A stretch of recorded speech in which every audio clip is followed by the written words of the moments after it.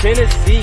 From the east to the west, we are talking Cowboys everything. And you've just entered the Cowboy Zone. Thank you guys for joining us for another episode of the Cowboy Zone. I'm your host, Marcus Jones, the Bluff City Cowboy, coming to you live from Memphis, Tennessee. Hey, this is Lambo from Cowboys, y'all, coming to you out of Johnson City, Tennessee. All right, guys, thank you for joining us today. I see we got a few people already in the views, so thank you guys for watching. Make sure you get in the comments to let us know that you're here. I see we got the Lunatic joining us again, so we appreciate you as always. Hello. Time to roll with 4. Right? Yeah, time to roll with 4. All day. Can't wait. So at least I ain't got to worry about him changing his number. Exactly.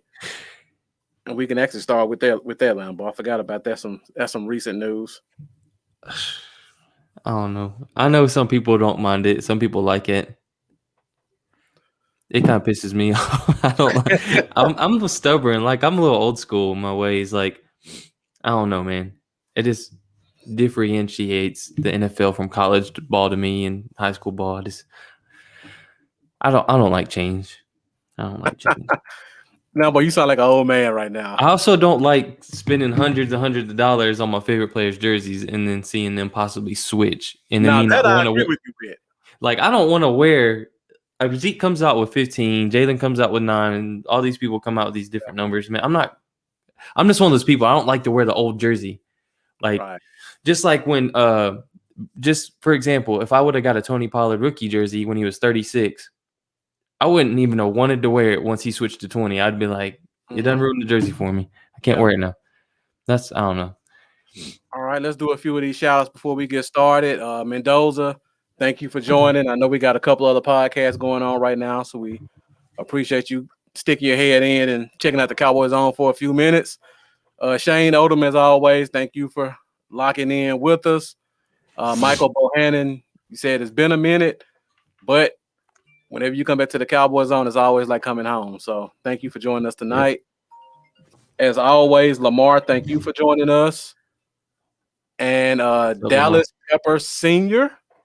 That's a new one, ain't it? That looks like a new name. So definitely thank you for tuning in and watching.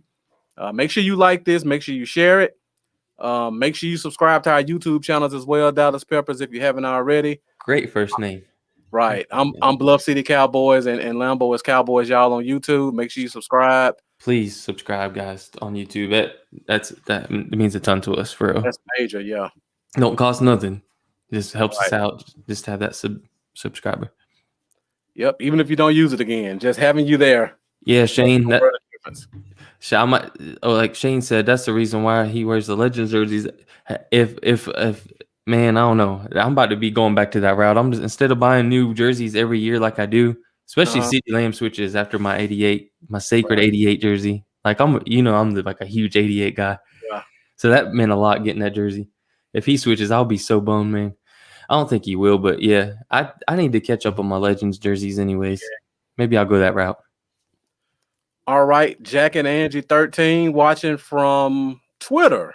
I didn't know our Twitter was still up, so thank you for watching us and letting us know that Twitter's still active. I know that Periscope Periscope shut down, which is what we go through to go on Twitter. So it's good to see that we're still up and running on Twitter right now. And we definitely missed you too. Keep those great comments coming. Let us know what you think about the topics we got at hand for tonight. So Lambo, talk about the new numbers. You know, for me personally, I'm not a big jersey guy. I don't know why. Yeah. And I think it's because in the past I used to buy a bunch of jerseys and then all my favorite players leave the team or they retire, and I don't fall in love with players quickly. I guess I'm one of those people. Well, that's what it feels like to me. If whoever changes their jersey, it's going to have that kind of feeling when the player leaves the team too early and you're like, well, I don't want to wear that jersey now. He wasn't a star. He was here 2-3 years. It gives me that same kind of feeling in my gut, like, dang, he wore this jersey for 1-2 years and then switched it. Now, the interesting thing about that is because I believe the NFL rules state if a player changes his jersey, either the team or that player is responsible for buying like X amount of the jerseys that he's changing the number from. Now that I would like that at least I could send my jerseys in or something and they reimburse me or something. That'd be cool. No. I mean, like if they have Oh. jerseys in surplus, like in warehouse, they Okay. have to pay for those jerseys before they get sent out, kind of covering the NFL's cost because that player decided to change his number. It won't help us Okay. out, trust me.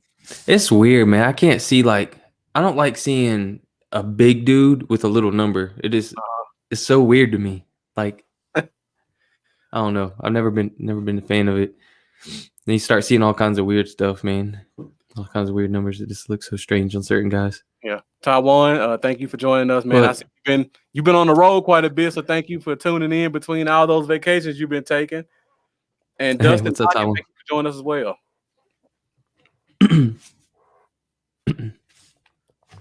So yeah, like Mendoza said, I like the difference in college and NFL in terms of numbers.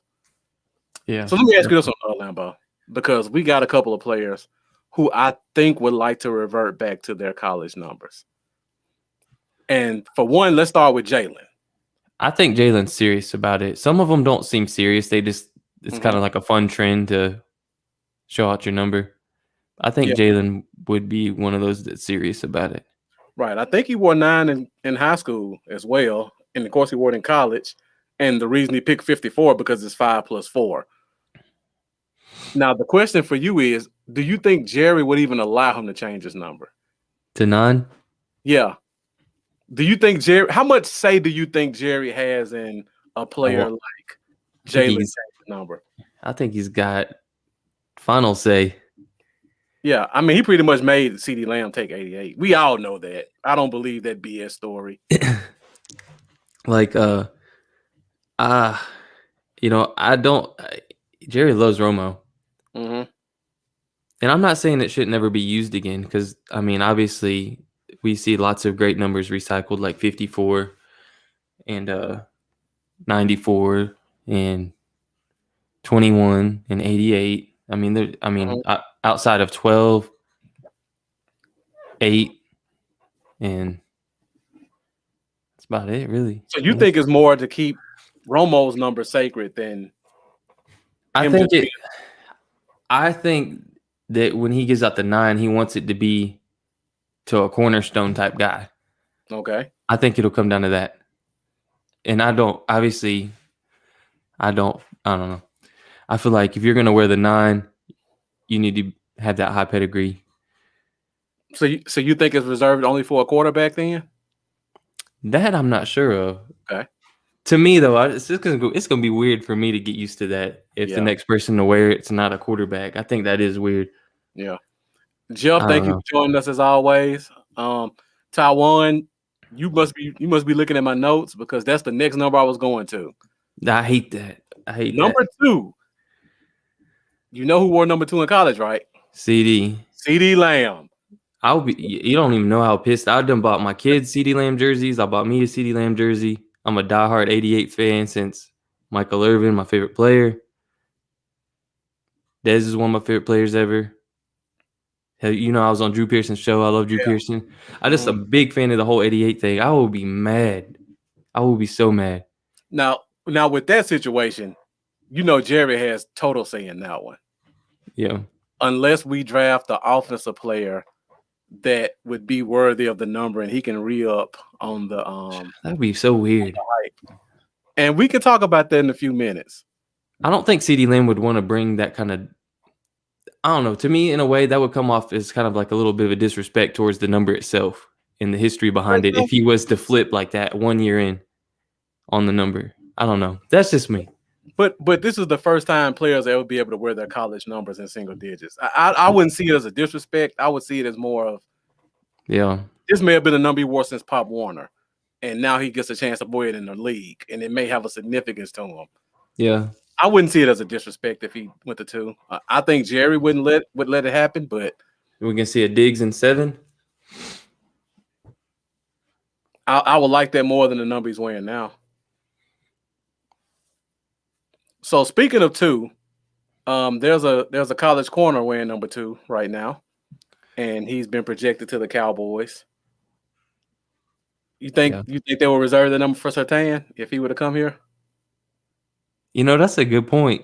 That's what I need to happen. I'm now Team Surtain because I don't want CD getting out of that 88. So Surtain, come on board.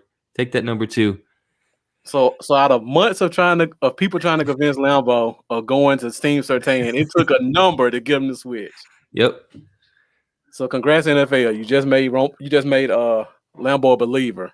But then we seen the Panthers go out and get a quarterback. And they desperately needed cornerbacks. So that had me thinking, okay, Surtain might go at 8. But we got the recent news. They picked up a cornerback. Yep. Yeah, they picked up AJ Boye. Yep. So I wonder if that would, you think, I don't think that would really prevent them from drafting Surtain if they wanted to, though. You know what? I've been doing a lot of research on the Panthers ever since we did the mock draft, and shouts out to Mendoza. Yeah, he was the first one to bring it up to us. Pointing it out to me how awful their cornerback room was. I went back and looked at the history of their defensive coordinator, and from what I've read about him, I wouldn't be shocked if Surtain and Horn were both there that he would take Horn, because he's a super aggressive guy, and he's one of those real fiery guys. And for you guys that remember, Carolina went all defense last year, so this guy has a lot of say on what happens on that team. Keeping the Carolina guy in Carolina. Exactly. That's another storyline I didn't even think about. So if both of them are available, I wouldn't be shocked to see them go Horn at 8. I wouldn't be shocked. There's a few guys I wouldn't be shocked. All right, here's the guys in this draft you can look at, and there's a good chance. Honestly, like some people say it's not a good chance. I think there is a good chance. There's a few guys in this draft that people aren't thinking about as much going ahead of certain guys. I think Slater is going to go over Sewell still. I would agree with that. I think Waddle is certainly going over Smith. I've been on that for a little bit. I'm not personally a fan, but I agree with it. I think Waddle could go over Smith. And Horn over Surtain, like you said. There was another one I had in mind. Is the Zach Wilson to the Jets a lock? As far as, has that came out that they've pretty much said that this is their guy? I don't think they have. I think people just really reading the tea leaves and what type of quarterback that coordinator likes. So I won't necessarily say that they won't pick Wilson. But I will say at 3, I'm not buying into the Mac Jones. I'm not either. I think Justin Fields is the guy at 3.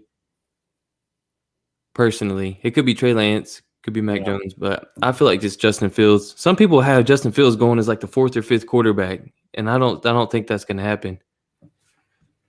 I seen and I thought it was funny because I know he's got a kind of a lot of unfair hate about stuff that's not necessarily true. I think people were saying, they mentioned passing yards on screens or something like that.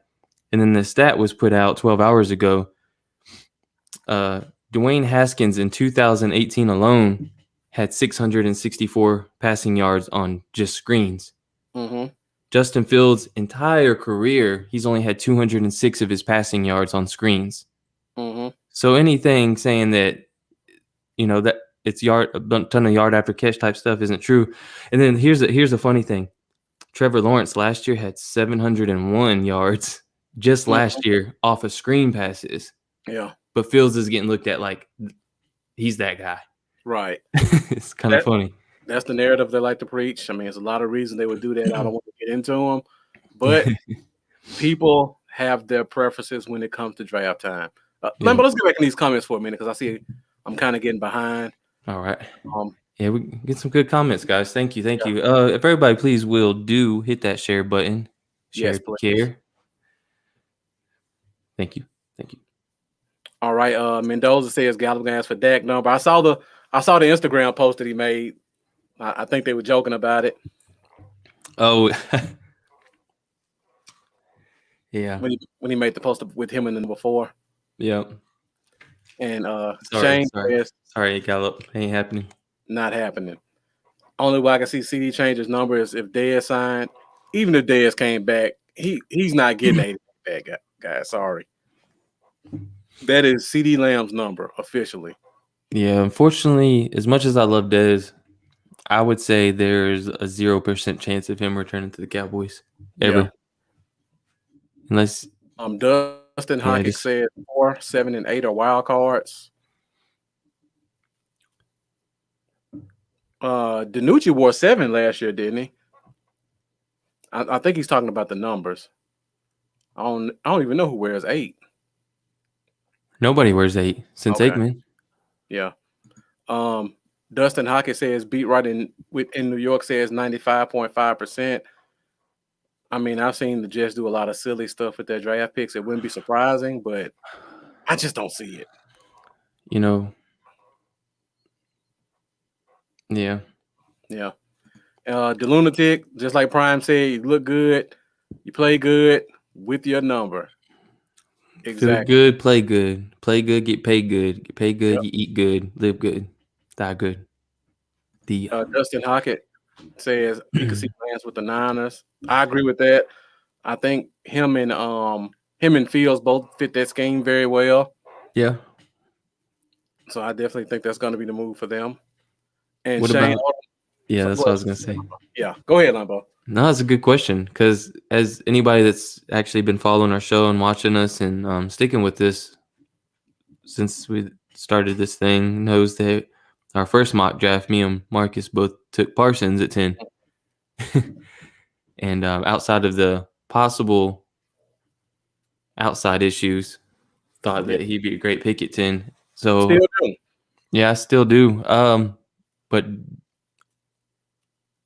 over corner still? Or I will say I'm kind of mixed on it now. If I didn't have the concerns about maturity, I would say yes. But I saw his press conference at his pro day. Mm-hmm. I didn't see it. He didn't seem like he was ready for the bright lights of Dallas yet. I'll put it that way. I could see him coming here and having a little too much fun or making one too many news clippings. But if I didn't have the maturity issues, I would still take him as my first defensive player in this draft. Yeah. You know, Kyle Yeomans, our buddy over there with the Dallas Cowboys, did say yesterday, from what he's heard, it really seems like a linebacker is a bigger position of focus for Dallas than originally thought. As it should be. So he said maybe not at 10, but they'll have their day 2 target. So second round, third round, maybe let a Bolton fall to 44, or let a Jabril Cox slide on in there somewhere. I'm cool with it. What I don't want to do is not have one of those thirds because we decided to trade up. Right. Like some idiots. Yeah. Yeah. I think there's nobody I would trade up for from 10 in this draft. And the second and third round picks are too valuable this year because the way this draft is kind of unfolding, those would be day 1 starters on defense if you choose right. Between defensive tackle, linebacker, safety, corner, there are a bunch of day 1 starters that can come out of the second and third round. Mendoza asked, who gets Newman? Now, I don't know what you mean by that one. You may have to clarify it for me about who gets Newman. Newman. You mean Newsome? Or is there a Newman that's slipping my mind? I would assume he means Newsome. Greg Newsome the second, cornerback. I'll let him clarify it. All right, Lambo. So we talked about the new numbers. Let's get into the topic at hand for tonight. Tonight's show, we wanted to do a recap of free agency a little bit. It looks like we're officially 3 weeks away from the draft from right now at this point, 3 weeks away. So we don't think there's going to be any free agent moves happening. So tonight we wanted to kind of hit on what we've done so far and if we feel it's addressed certain needs and how does that affect our drafting. So if you guys remember about a month and a half ago before free agency opened, Lambo and I did a show where we did our top 5 positions of need. So basically, what we're going to do is we're going to go through all 5 of those needs. We're going to see what we've done to address those needs so far, and we'll decide if what we've done has taken care of our needs and whether or not we should touch those in the draft. So let me see if Jamie Newman. I believe you're talking about the quarterback from Wake Forest that transferred from Georgia, if I'm not mistaken.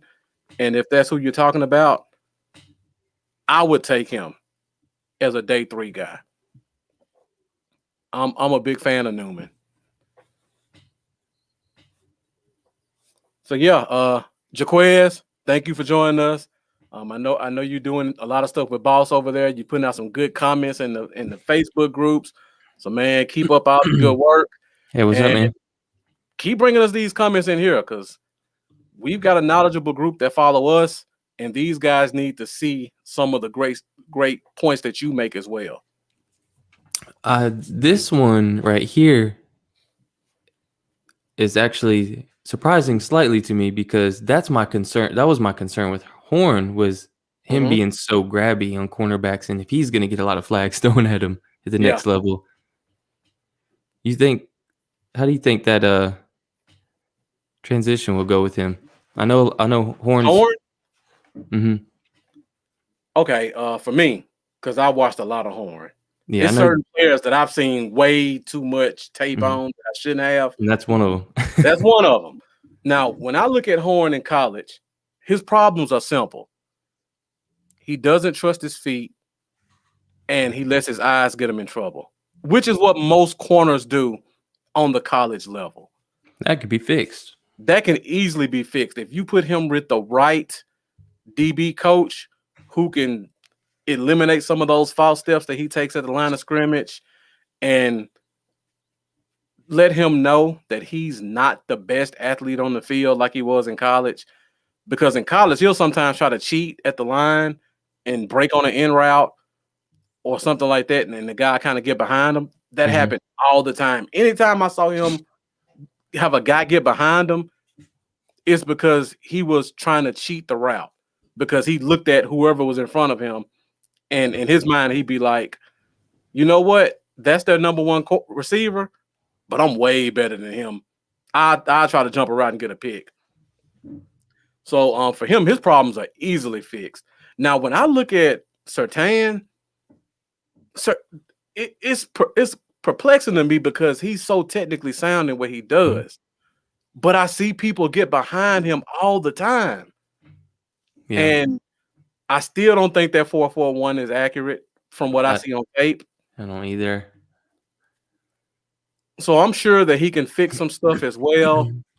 I'm not a DB expert, but I've watched enough guys to see what's wrong with Horn. I just don't see what's wrong with Surtain and why he's so grabby. I'm sure you can coach that out of him as well, just like Horn. Yeah. But I don't see 4.4 from Horn. I mean, from Surtain. I don't see it at all. Hey, Kendall. Thank you. Yeah, tell Kendall we said hi, Jeff. And Jaquez, like you said, his makeup speed is great. And again, I think that's what got him in trouble in college. He looks at every guy that's in front of him and says, there's no way this guy can outrun me. So I can kind of cheat at the line a little bit, try to do a little baiting, and have to grab a little bit to play catch up. And that's a good point, Jaquez. Maybe Surtain doesn't trust his speed because he did not show me 4.4 on tape at all. All right, so do we have another question? Oh, yeah, Shane asked the question. Could you see the Cowboys trading out of 10 and falling back to 13 through 16 and then trade back into the first round? Lambo, you want to take this one first? Yeah, I guess. I'm thinking like, all right, so up until the Eagles traded back, I was more so wanting to trade back. I still would be fine with trading back, honestly. I just hate to have the Giants and Eagles picking ahead of us, right ahead of us. I don't know. It really just depends who falls there at 10, who's sitting there at 10, whether I would feel comfortable trading back. If both cornerbacks are still on the board and you're wanting to go in that direction, I'm cool with trading back if they're both still sitting there. Right. And I'll take whichever one of them falls after that. Yeah. But if there's a talent that's just sitting there that's too good to pass up, if you got one of the tackles sitting there or you got Pitt sitting there, I'm probably staying put. Yeah. I don't know.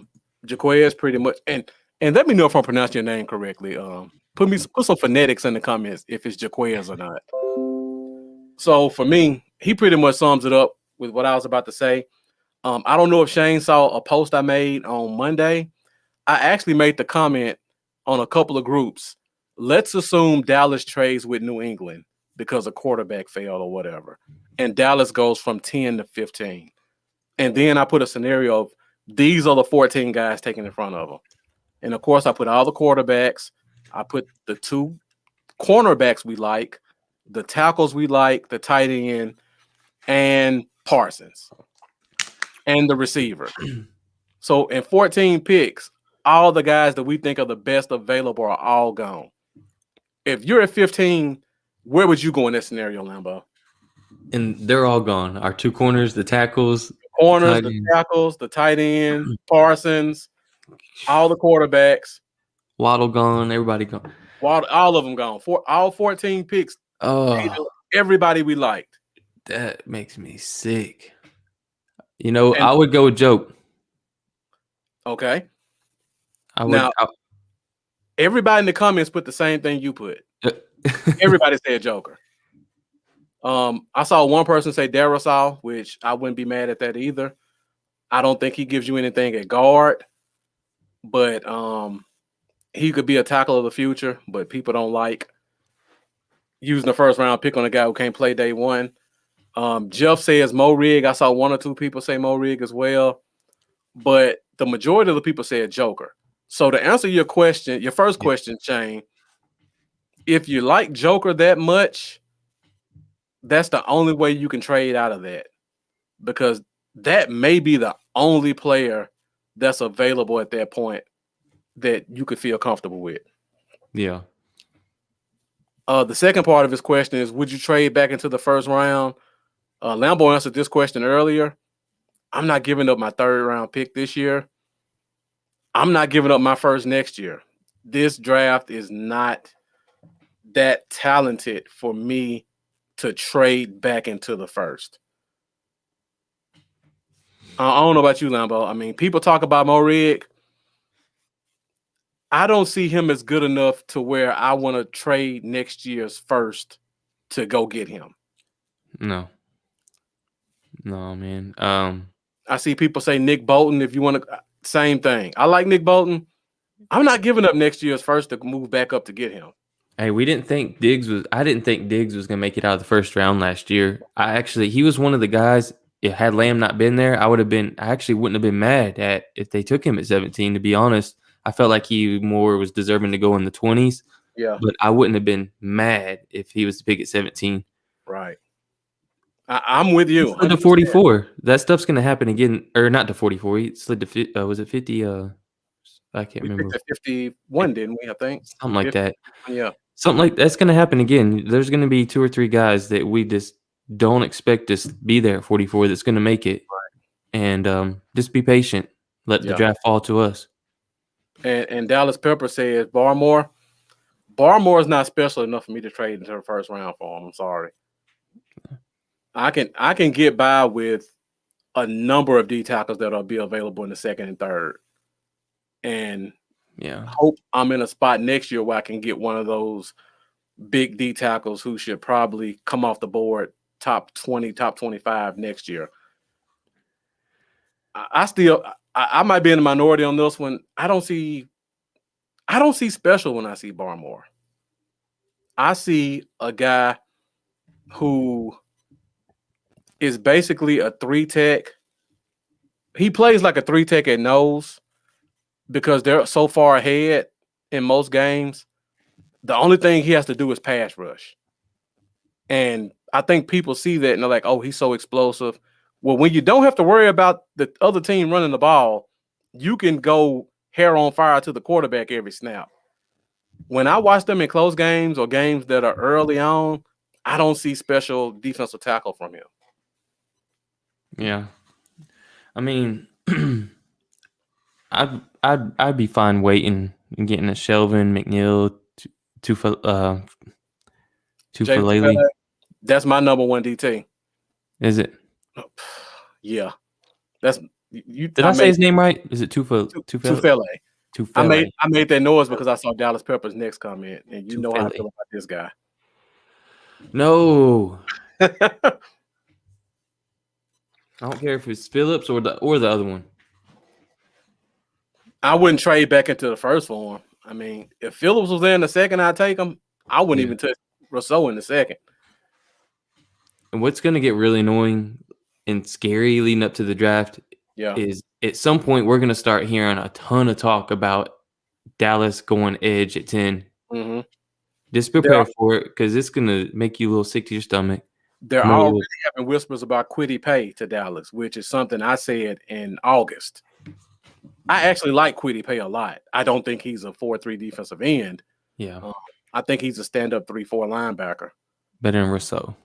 Yeah, much better. I said it last week on the show. I say it again.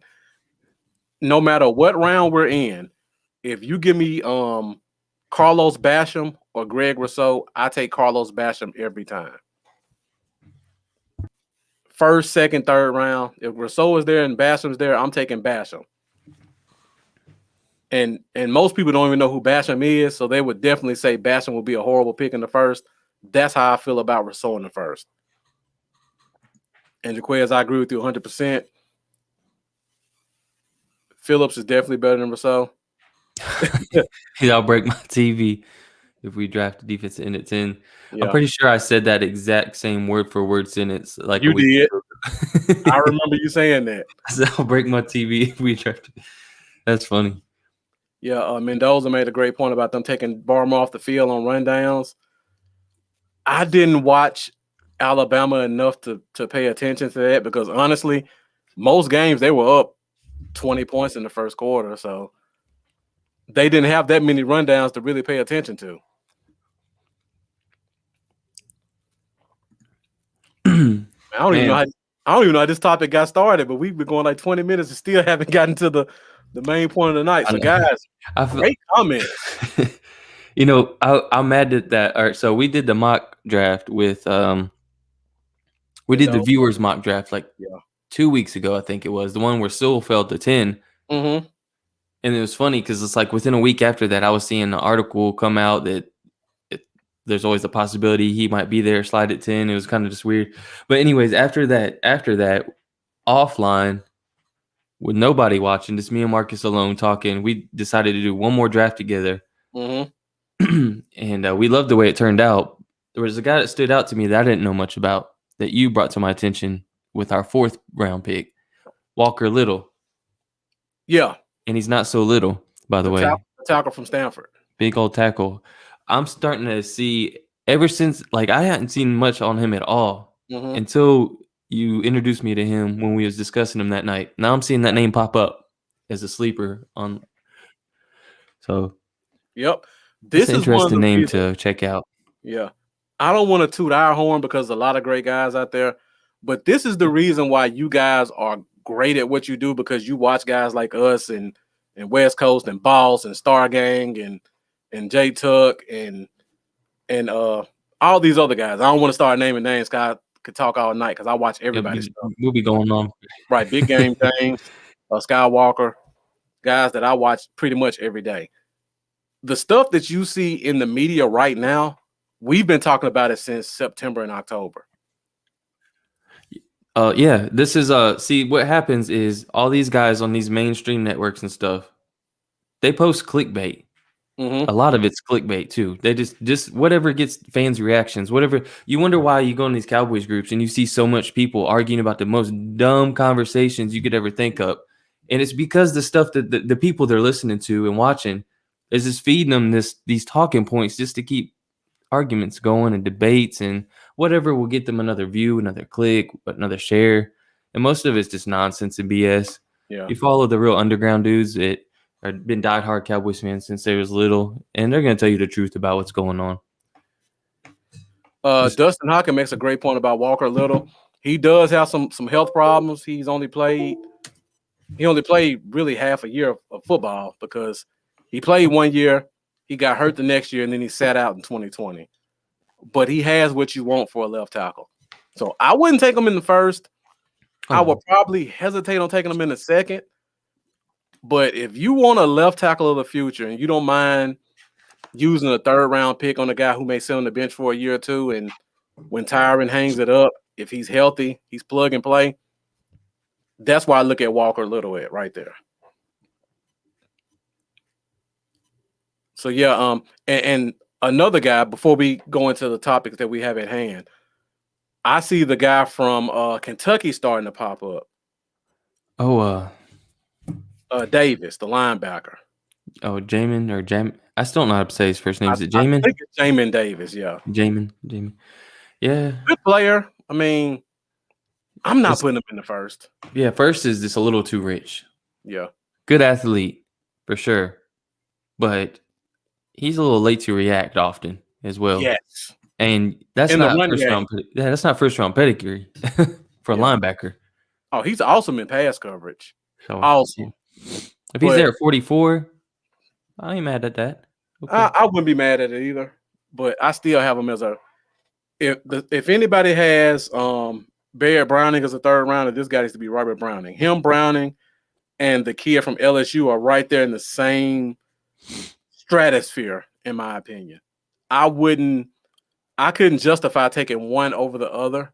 I could make a stronger case for Browning over the other two because I think he can play all three linebacker positions where the kid from LSU and the kid from Kentucky can't.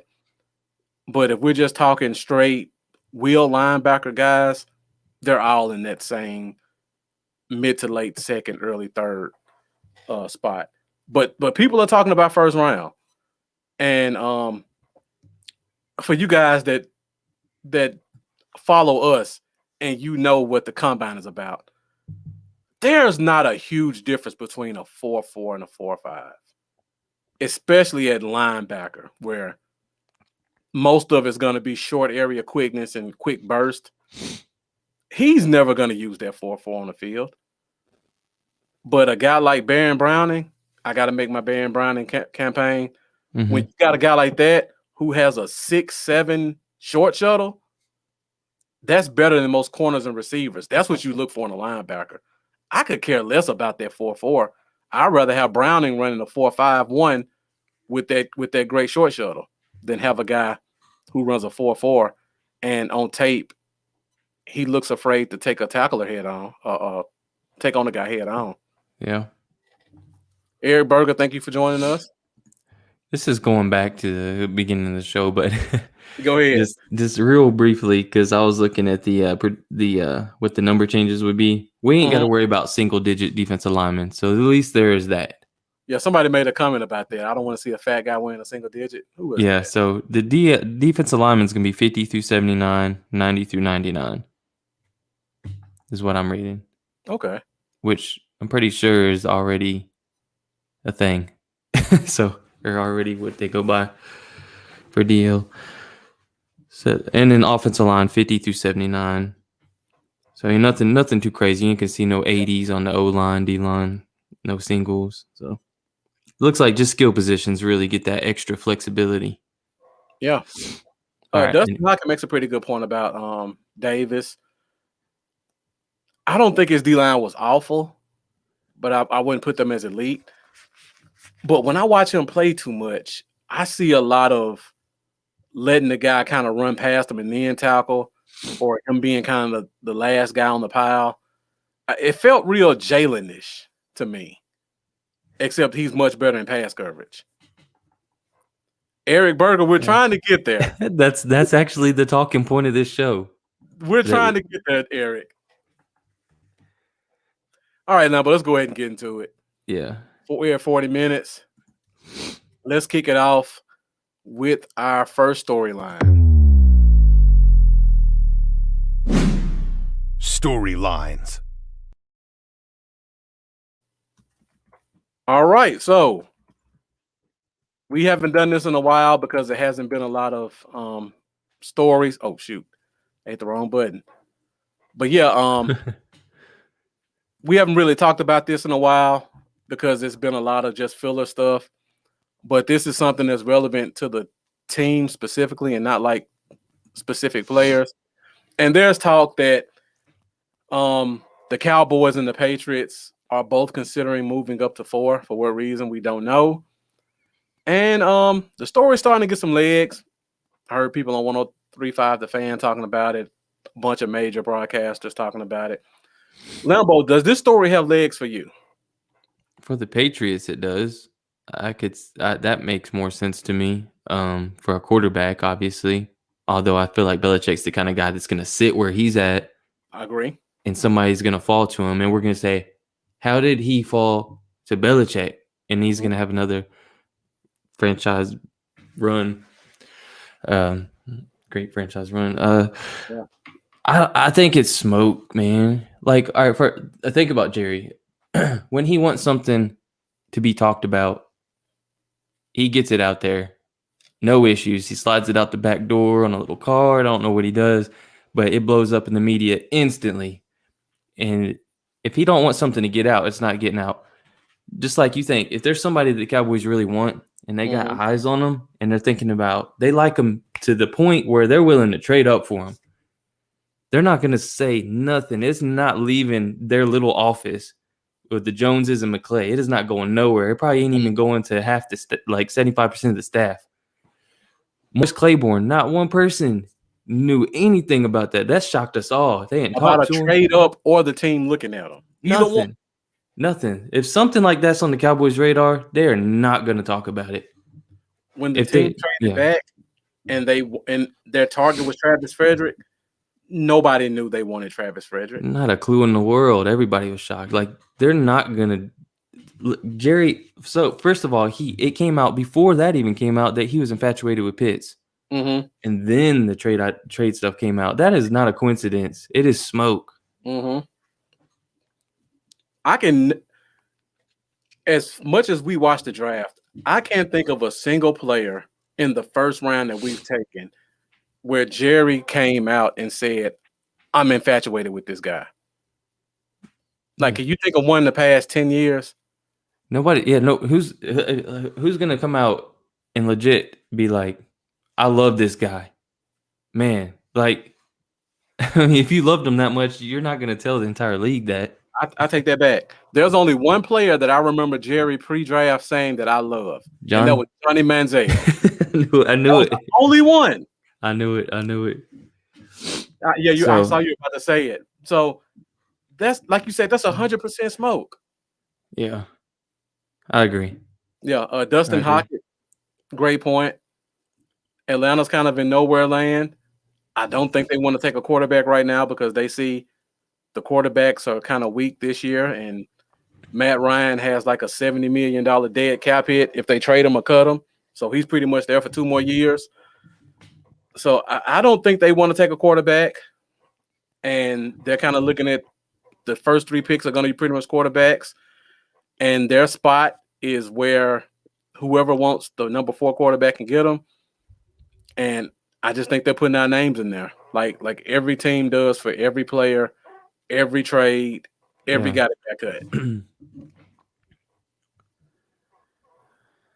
Yeah. And James Gary, thank you for joining us on YouTube. Wherever you're watching it, make sure you subscribe to that channel. Make sure you subscribe to the other person's channel. I'm Bluff City Cowboys. Lambo is Cowboys, y'all. Gary, first-time viewer, make sure you keep bringing us some great comments. If you found us, that means you're probably a knowledgeable Cowboy fan. So we want to hear your voice. We want to hear what you got to say about this team and the topics that we're talking about. And Shane, don't go ahead, Lambo. Sorry. No, I was just gonna say I do feel like Atlanta wants to trade out of that pick though. Yeah. So I'm trying to kind of think who would be the guys that would move up there. Pops, the Broncos probably is. I could see the Broncos moving up to 4 if they. I could possibly see that for a quarterback if they've kind of fell in love with one. Yeah, I could see that as well. Mendoza said, didn't he do that with Dez? If I'm not mistaken, I don't remember that, honestly. I don't either. I know we traded up from like 28 to 24 to get Dez, Yeah. but I don't remember pre-draft us talking. Jerry saying something about Dez Bryant as a player. Eric Berger asked a good question. How much film is Jerry actually watching? Probably not much of any. I think we have one of the best scout teams in the league, and I think those guys do a great job. And I feel like Jerry really trusts them, but at the end of the day, he sometimes comes in and vetoes some stuff. James Gary says even a few YouTubers kind of take on their rhetoric. I mean, people got to get their views up. I don't knock anybody for their hustle. Cowboy Zone, we try to keep it 100. We're not gonna fall into fan hype or media rhetoric to try to get views or likes. Which is why I still ain't hit 1,000 on YouTube. I'm still at like 140. I'm at 594, 595. Jeff Kavanaugh tweeted for people to go subscribe to my YouTube, and I only got one person to subscribe out of that tweet. Right. Michael Bohannon says he feels like Atlanta's going to take Pitts. We did our mock draft 2 weeks ago with a couple of our watchers, and I think most of us did take Pitts at that pick. I could see that. Yeah, I think. Did we all go Pitts? At least 3 of us. I know at least 3 of us did.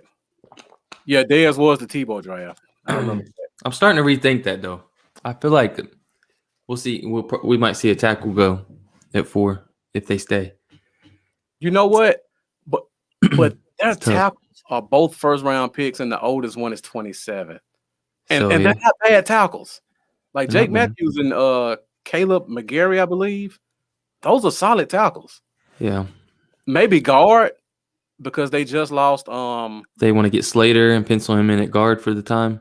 Right. Something and like that's that. kind of what you were saying. You think Slater may go before Sewell. I could see that happening. And some people say Denver. If Denver's looking for a quarterback, I would say yeah, for sure. Yeah. Denver and New England. Yeah, just like Mendoza just said. That's the guys to move up there. Don't do it, Eric. No. I've been telling you guys my worst nightmare is Jerry Jones to say War Daddy, and I see Greg Rousseau's name pop up at 10. Man. That'll ruin the draft for me. That will ruin the draft for me. That will hurt me more than Taco. Yeah. James Gary, thank you for subscribing. Make sure you hit up my guy Lambo at Cowboys Y'all. We pretty much come on at the same time, and Lambo post some great videos from our super fan Cowboy Dale, so you may want to go check those out as well. Yeah. It would hurt a little bit different because I mean this is a top 10 pick. Mm-hmm. At least then you were picking at the end of the first, and I mean I was a little mad because I wanted TJ Watt or who is it in that draft I wanted over Taco? I think it was Kevin King and TJ Watt I wanted. Yeah, I wanted at the time. Ryan Ramczyk and Cam Robinson and Buda Baker. All 3 of them. Any one of them. I would take any of them. Buda Baker, that would have been great. DJ Dog 31 asked what teams from 1 through 9 are realistic spots. Man, we know it can be the first 3. So that's pretty much set.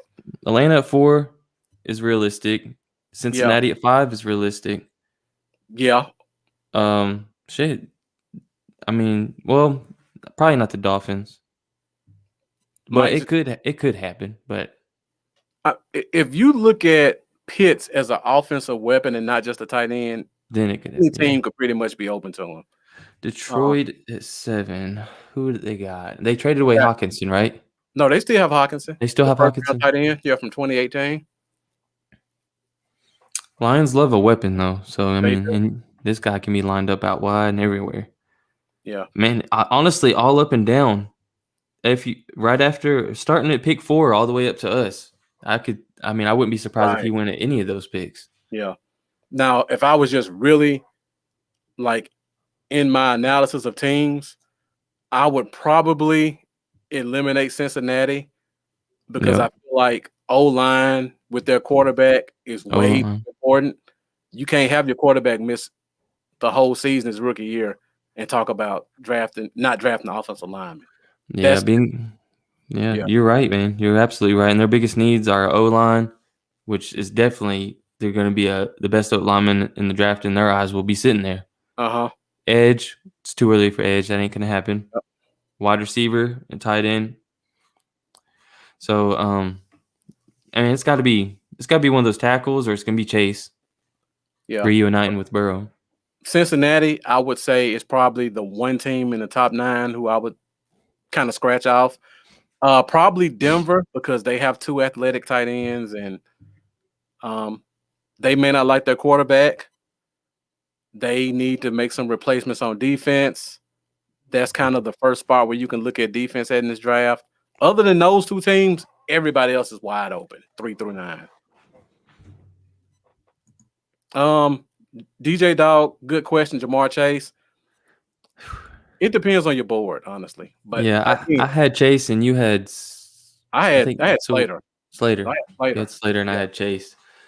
It's. I mean, I just think it's bad optics to take your quarterback number 1 overall.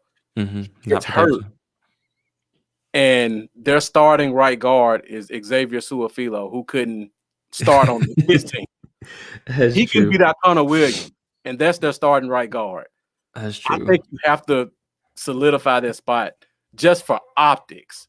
Yeah. And Cincinnati's never been a flashy franchise anyway. But and also they took T. Higgins last year, so they got T. Higgins. They still got the I like T. I can't even think of the slot guy who catches a bunch of passes. They have a stable of tight ends. None of them are great, but they're solid. Yeah. And I wouldn't be shocked to see Chase go there because of the LSU storyline. Yeah.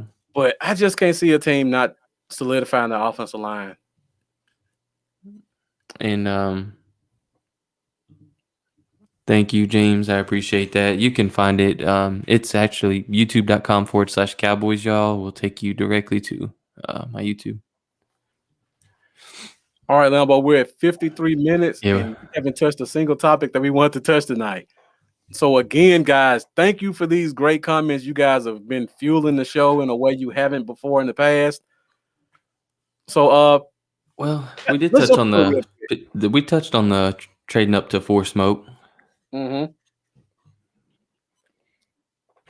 But the number one topic we want to go through tonight was just recapping free agency, because I don't know if everybody's aware of all the picks that have been done and just kind of talking about how that affects the draft. DJ Dog, it could definitely happen.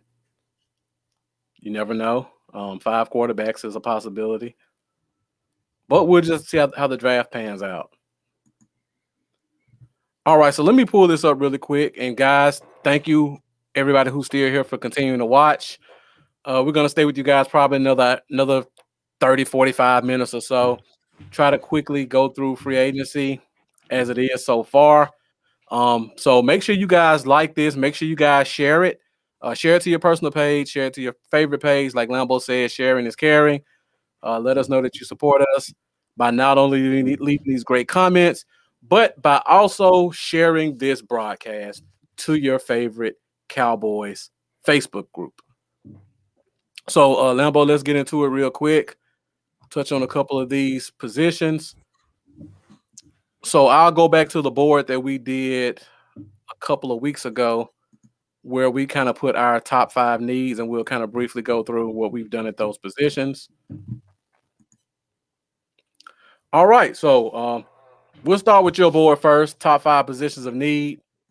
Well, so we go to quarterback first. Let's start from the bottom and go up, actually. All right. And like Marcus said, just to put it out there again, this was our previous top 5 positions of need. This was before free agency even opened. Yeah, before Dak was signed, before everything. So, linebacker. So at linebacker so far, we've signed Keanu Neal, the strong safety from Atlanta. it's pretty much a given that they're converting him to wheel linebacker. What else have we done at linebacker? Lose Well, Joe Thomas. we lost Joe Thomas on an extremely cheap contract, and there were reports that Jalen is going to move to Sam linebacker, which is what Lambo and I have been preaching for at least 3 years. So Yeah. that's positive. Yeah, those are positives. It does make me feel a little bit better about linebacker. I'm excited to see Neil playing in that wheel. I think that if he stays healthy, that definitely is going to help out. I feel like it's kind of just a gut thing, but I'm feeling like LVE could have himself a little bit of a bounce back. At least I hope so. But really, that's just being a little optimistic as a fan. Yeah. Jalen playing at Sam will make a world of difference. I think so too. He will be a Pro Bowl caliber linebacker if they leave him at Sam the entire year. So I mean, and we still obviously I'm still excited about Francis Bernard, especially being that we didn't get to see hardly any of him last year. Luke Gifford, we'll see. We'll see, yeah. And but I still honestly I don't feel like we've done enough for me to not be willing to take a linebacker on day 1 or day 2. So this is a great point, DJ Dog 31. We're gonna get to that one next. Yeah, big dude can definitely play. Bigger than Neil. Yeah, 6'4". What is he? 6'4", 220? 225, yeah. All right, Lambo. So you kind of touched base on the linebacker position. Based on what you just said, we have no clue who the backup is at middle linebacker, Sam, or Will. I don't think Francis Bernard had a single snap last year. I would assume he's going to be a Will based off his college play, but we don't know. We have no clue who's backing up Van Der Esch. Again, Gifford didn't touch the field last year, and Joe Thomas is gone. Jalen's moving to Sam. I can't even think of a player on this team who would fit the Sam linebacker role other than Jalen. So let's assume, because I see Jeff put the name Perriman up here. First question. Do you think we do anything else in terms of linebacker before the draft, or do you think we're kind of sitting pat until the draft? Sitting. Okay. Yeah, I do think we're sitting pat. Yeah. They're going to wait till after the draft. And there's going to be some guys get released too. Oh, I definitely. Think. So, I mean, they'll wait and see what kind of pickings they can get at the draft, I believe, and see how they solidify, see how the draft falls to us, and just play their hand from there. Okay, now based off what I just said, where we have no clue who our backups at either spot is, how high are you thinking we should go with linebacker? I mean, our first mock, we were talking linebacker at 10. Yeah. I still wouldn't be mad at that. I don't think they will. I think the only way, if we traded back something like Joker, I could see. I think realistically it'd probably be day 2. Okay. 44 would be a pretty realistic spot, or with one of those thirds. Well, let me ask you this question then, because we haven't talked about this before. We see your 5 position of needs. At pick 44, defensive tackle, cornerback, and safety are all probably going to be a guy there you like. Because you have linebacker as number 5 on your needs and what we've done, are you pretty much saying I'm taking linebacker no matter what at 44? No. Okay. No, because I mean, honestly, I've been looking at. I've been hoping that we get a safety fall at 44. Is what I've been hoping for. Okay. I'd like to see a Grant fall to 44. Surprisingly, I think it could happen. I don't know. I did a little bit of research just on the history of the draft the past 7 years, and there's only been 1 year where more than 2 linebackers went in the first round. And that was the year with Keanu Neal and a bunch of strong safeties. Yeah. That's what I meant, safety, not linebacker. But yeah, There's also, out of the past 7 years, there's only been, I believe, 3 occurrences where more than 3 safeties went before 44. So you never know. Yeah. I mean, even if you look at, I believe, 2018, you had the kid that went to Green Bay. Name escapes me right now. Then you had the kid that went to Oakland out of Mississippi State. And then your third safety didn't go to almost 70. And people were really in love with that kid that went to Kansas City. Names are escaping right now, but you guys know what I'm talking about. Safety? Yeah.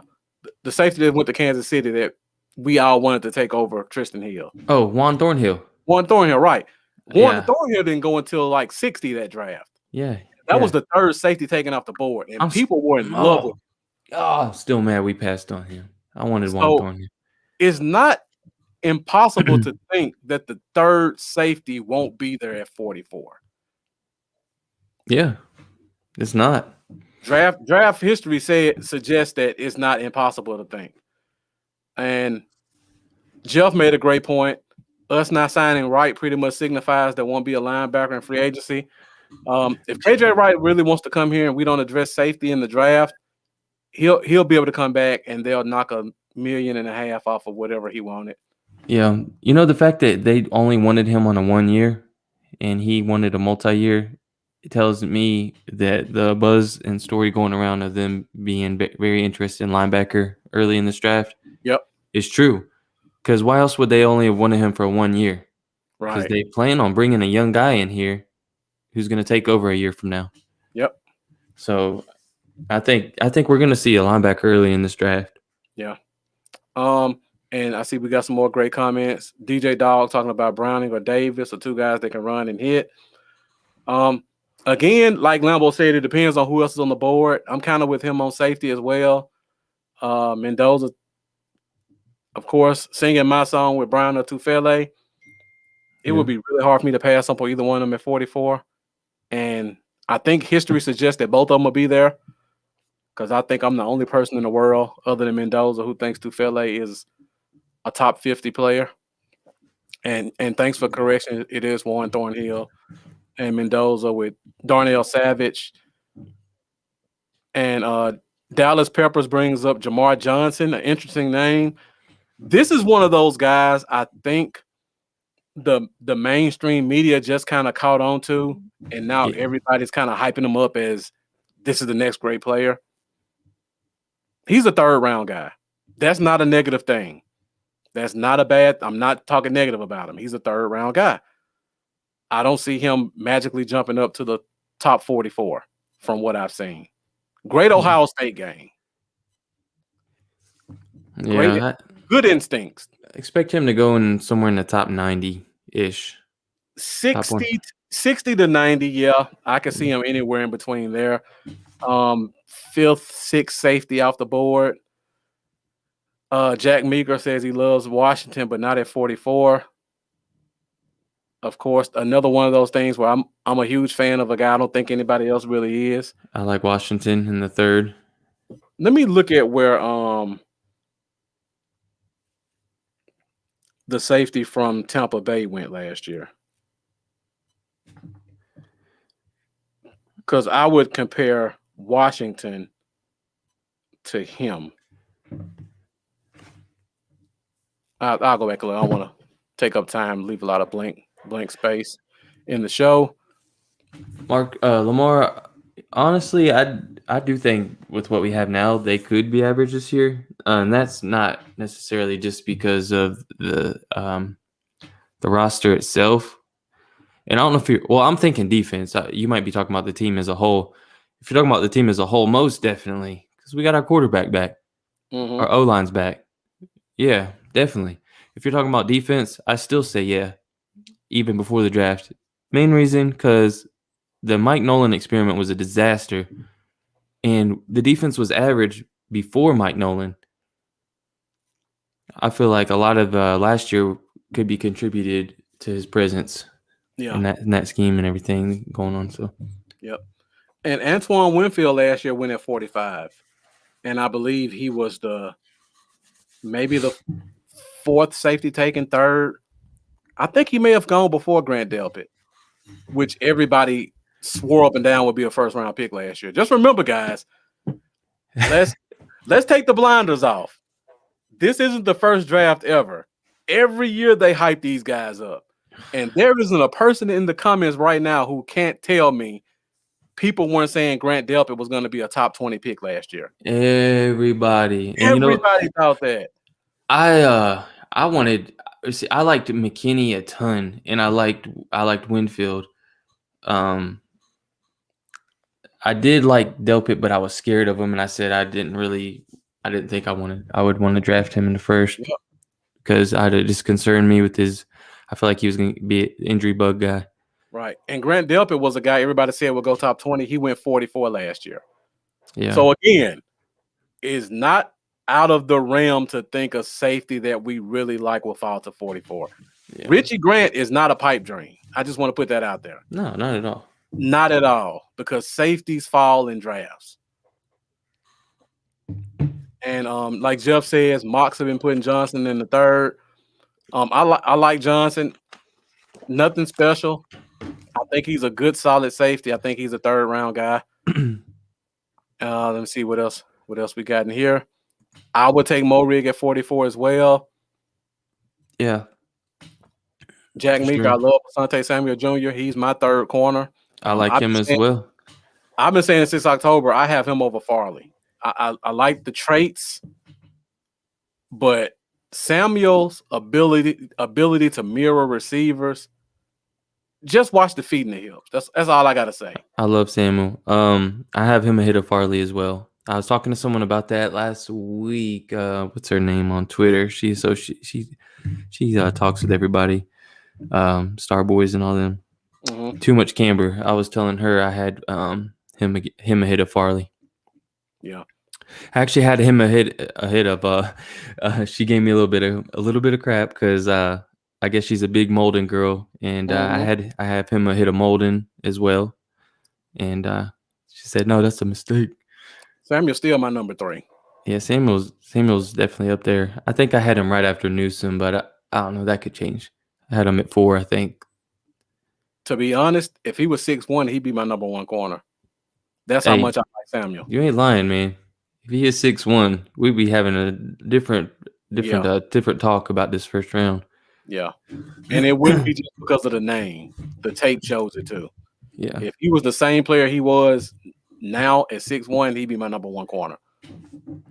Do you think just to throw it out there, because I'm sporadic. Yeah. Jeff Kavanaugh just tweeted. He said, "If Elijah Vera Tucker is the first lineman drafted, that's not crazy. It's not crazy at all." You think that's crazy at all? Yes. Over Slater and Sewell? Hell yes. And I love Vera Tucker. Vera Tucker's my second rated guard. And my 4th rated tackle, if people consider him a tackle. Yeah. But no, there's no way he should go over Slater. No. Yeah, I don't see that either. But I love Vera Tucker. I wouldn't be shocked to see him go in the top 15. Yeah, you might see him go to dang Giants, man. Yeah, Giants need some help. Mm-hmm. Let me see. Michael Bohannon. Me and Lambo kind of hit on this before. I think they're playing a waiting game until after the draft, because if they don't hit on what they want, his price is going to drop.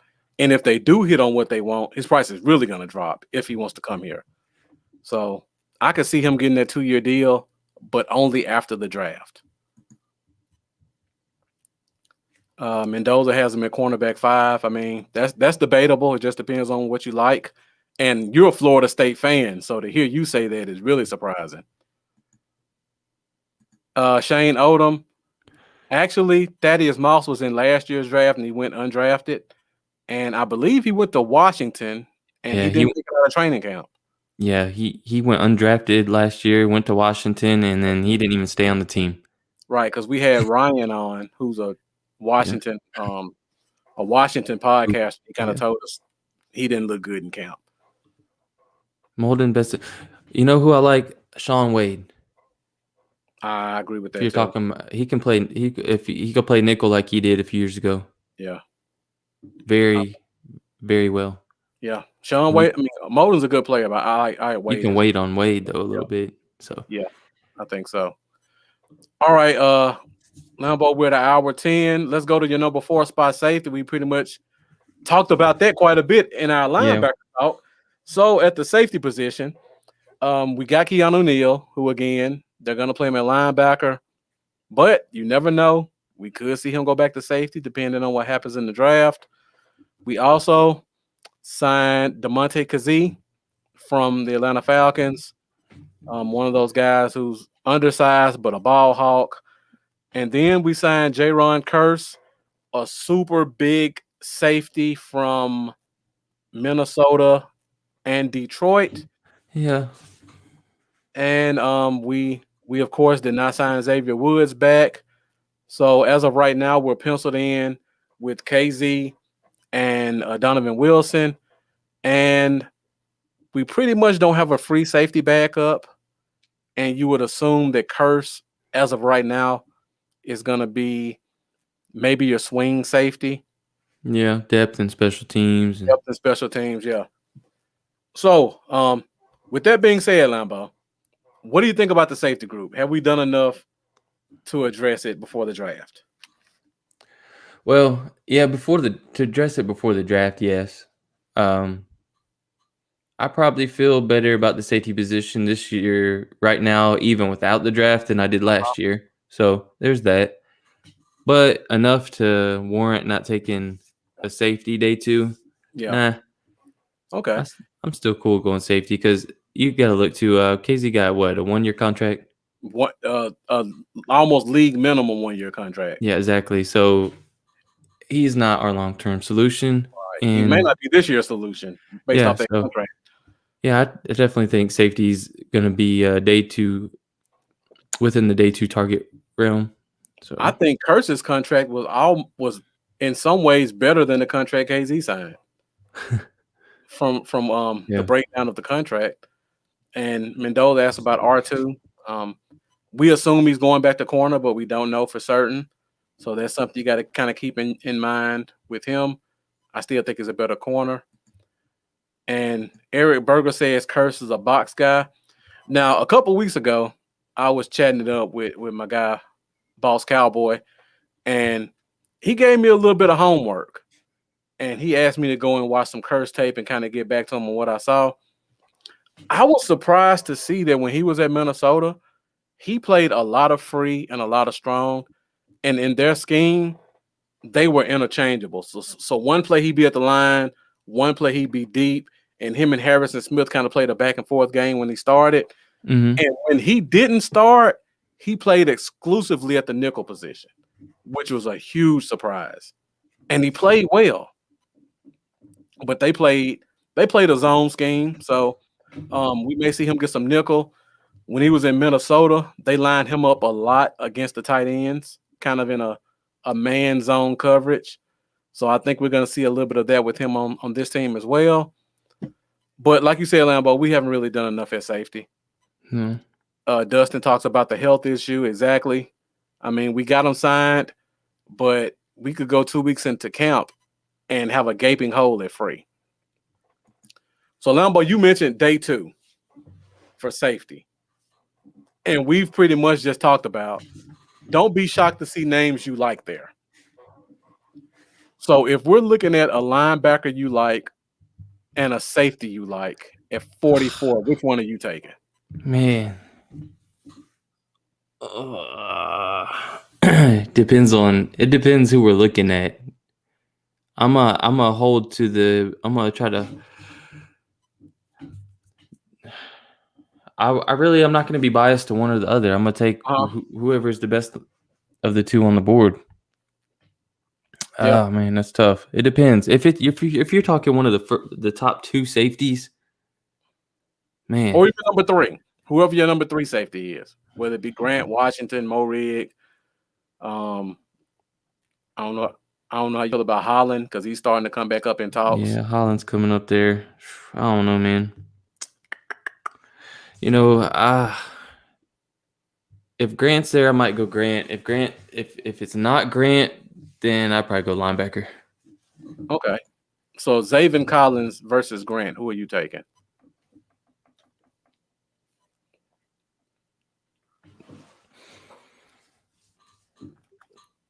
That'd be a tough choice. I'll probably still go Grant. Might regret it. Dustin Hockett breaks a great point. Cowboys probably go linebacker. Safety is a fan-based thing. Yeah. That's because we've been deprived of a good safety for so long. Mendoza asked a great question about Gillespie, the safety from Missouri, I believe. Tyree Gillespie. And if I'm not mistaken, this is Trey Norwood, the corner safety from Oklahoma, who's starting to get his name out there a little bit. I mean, I'd be okay with either one of them. They're both day 3 guys, but I wouldn't expect either one of them to come in and start or get significant playing time. So, yeah, I definitely agree with you there. Eric Berger says Grant at 44, Davis at 75. Jeff's really high on Grant. He says if he's there, you run the card up. Couldn't say I disagree with you there. Jack Meeker says Grant. Yeah. You don't want to see Collins at the end, DJ Dog. Don't let the size fool you. He's from what I see, I'm not an expert, but when I look at Collins play, I see Leighton Vander Esch that doesn't get hurt. I don't see like a super tough guy. I just see a big athletic guy who looks great in space and that makes plays. I don't see get his nose in the middle of the action type guy.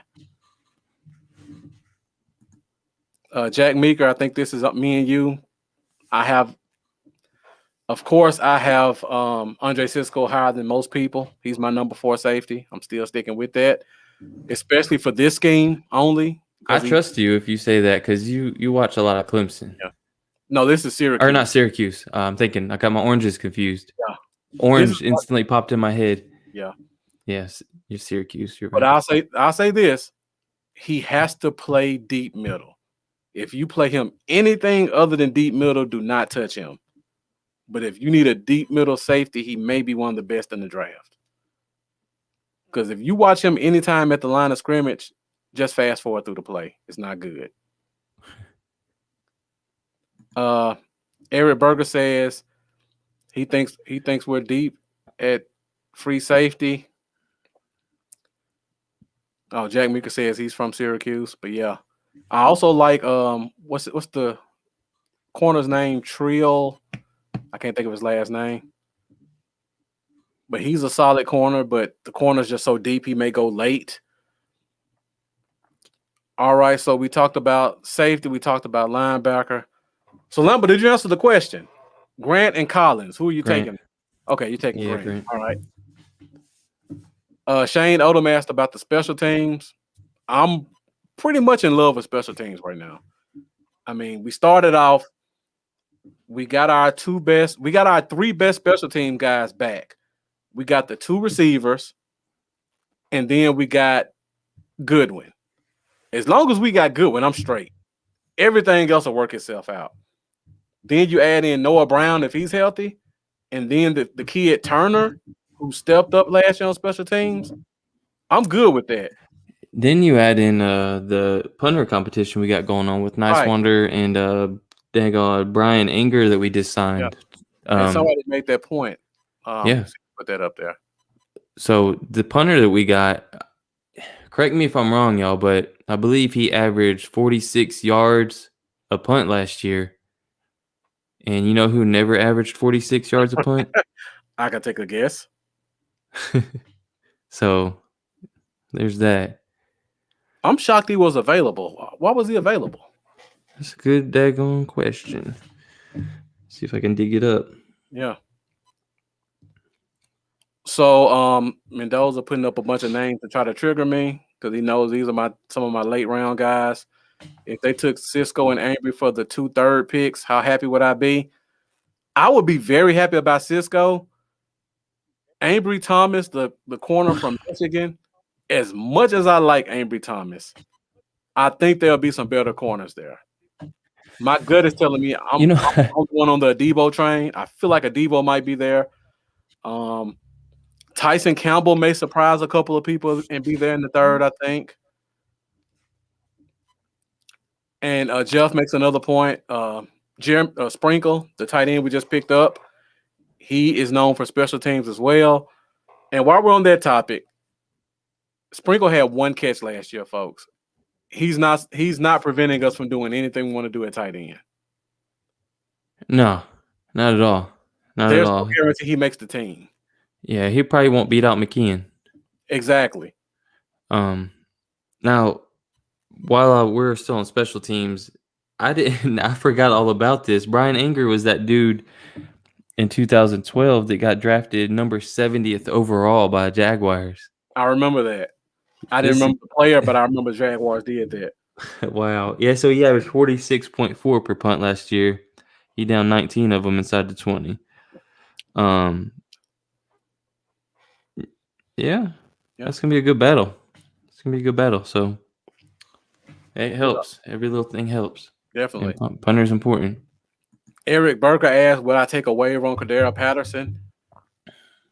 The wide receiver room is kind of full right now. I know. He looked pretty good at running back, though. That's what it was crossing my mind. You could bring him in as that third back. Yeah. And move him around, man. And he takes care of all your return game. So if we want to bring him in as our third running back, I have no problems with it because he's like 6'1", 220. Yeah, he can do it. Yeah. I mean, we don't use the third running back much anyway, so it doesn't really matter. Jack Meeker asked about Melifonwu. Let's go to the number 3 position on top 5 position in the leagues for Lambeau. And this is cornerback. And we look at the cornerback position.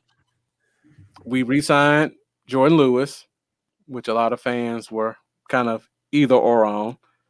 We re-signed CJ Goodwin, which is 100% special teams move. Mm-hmm. He provides you nothing at corner. And we're still kind of up in the air on whether or not Reggie Robinson is coming back to play corner or is he staying at safety. So, Lambeau, how do you feel about the cornerback room right now?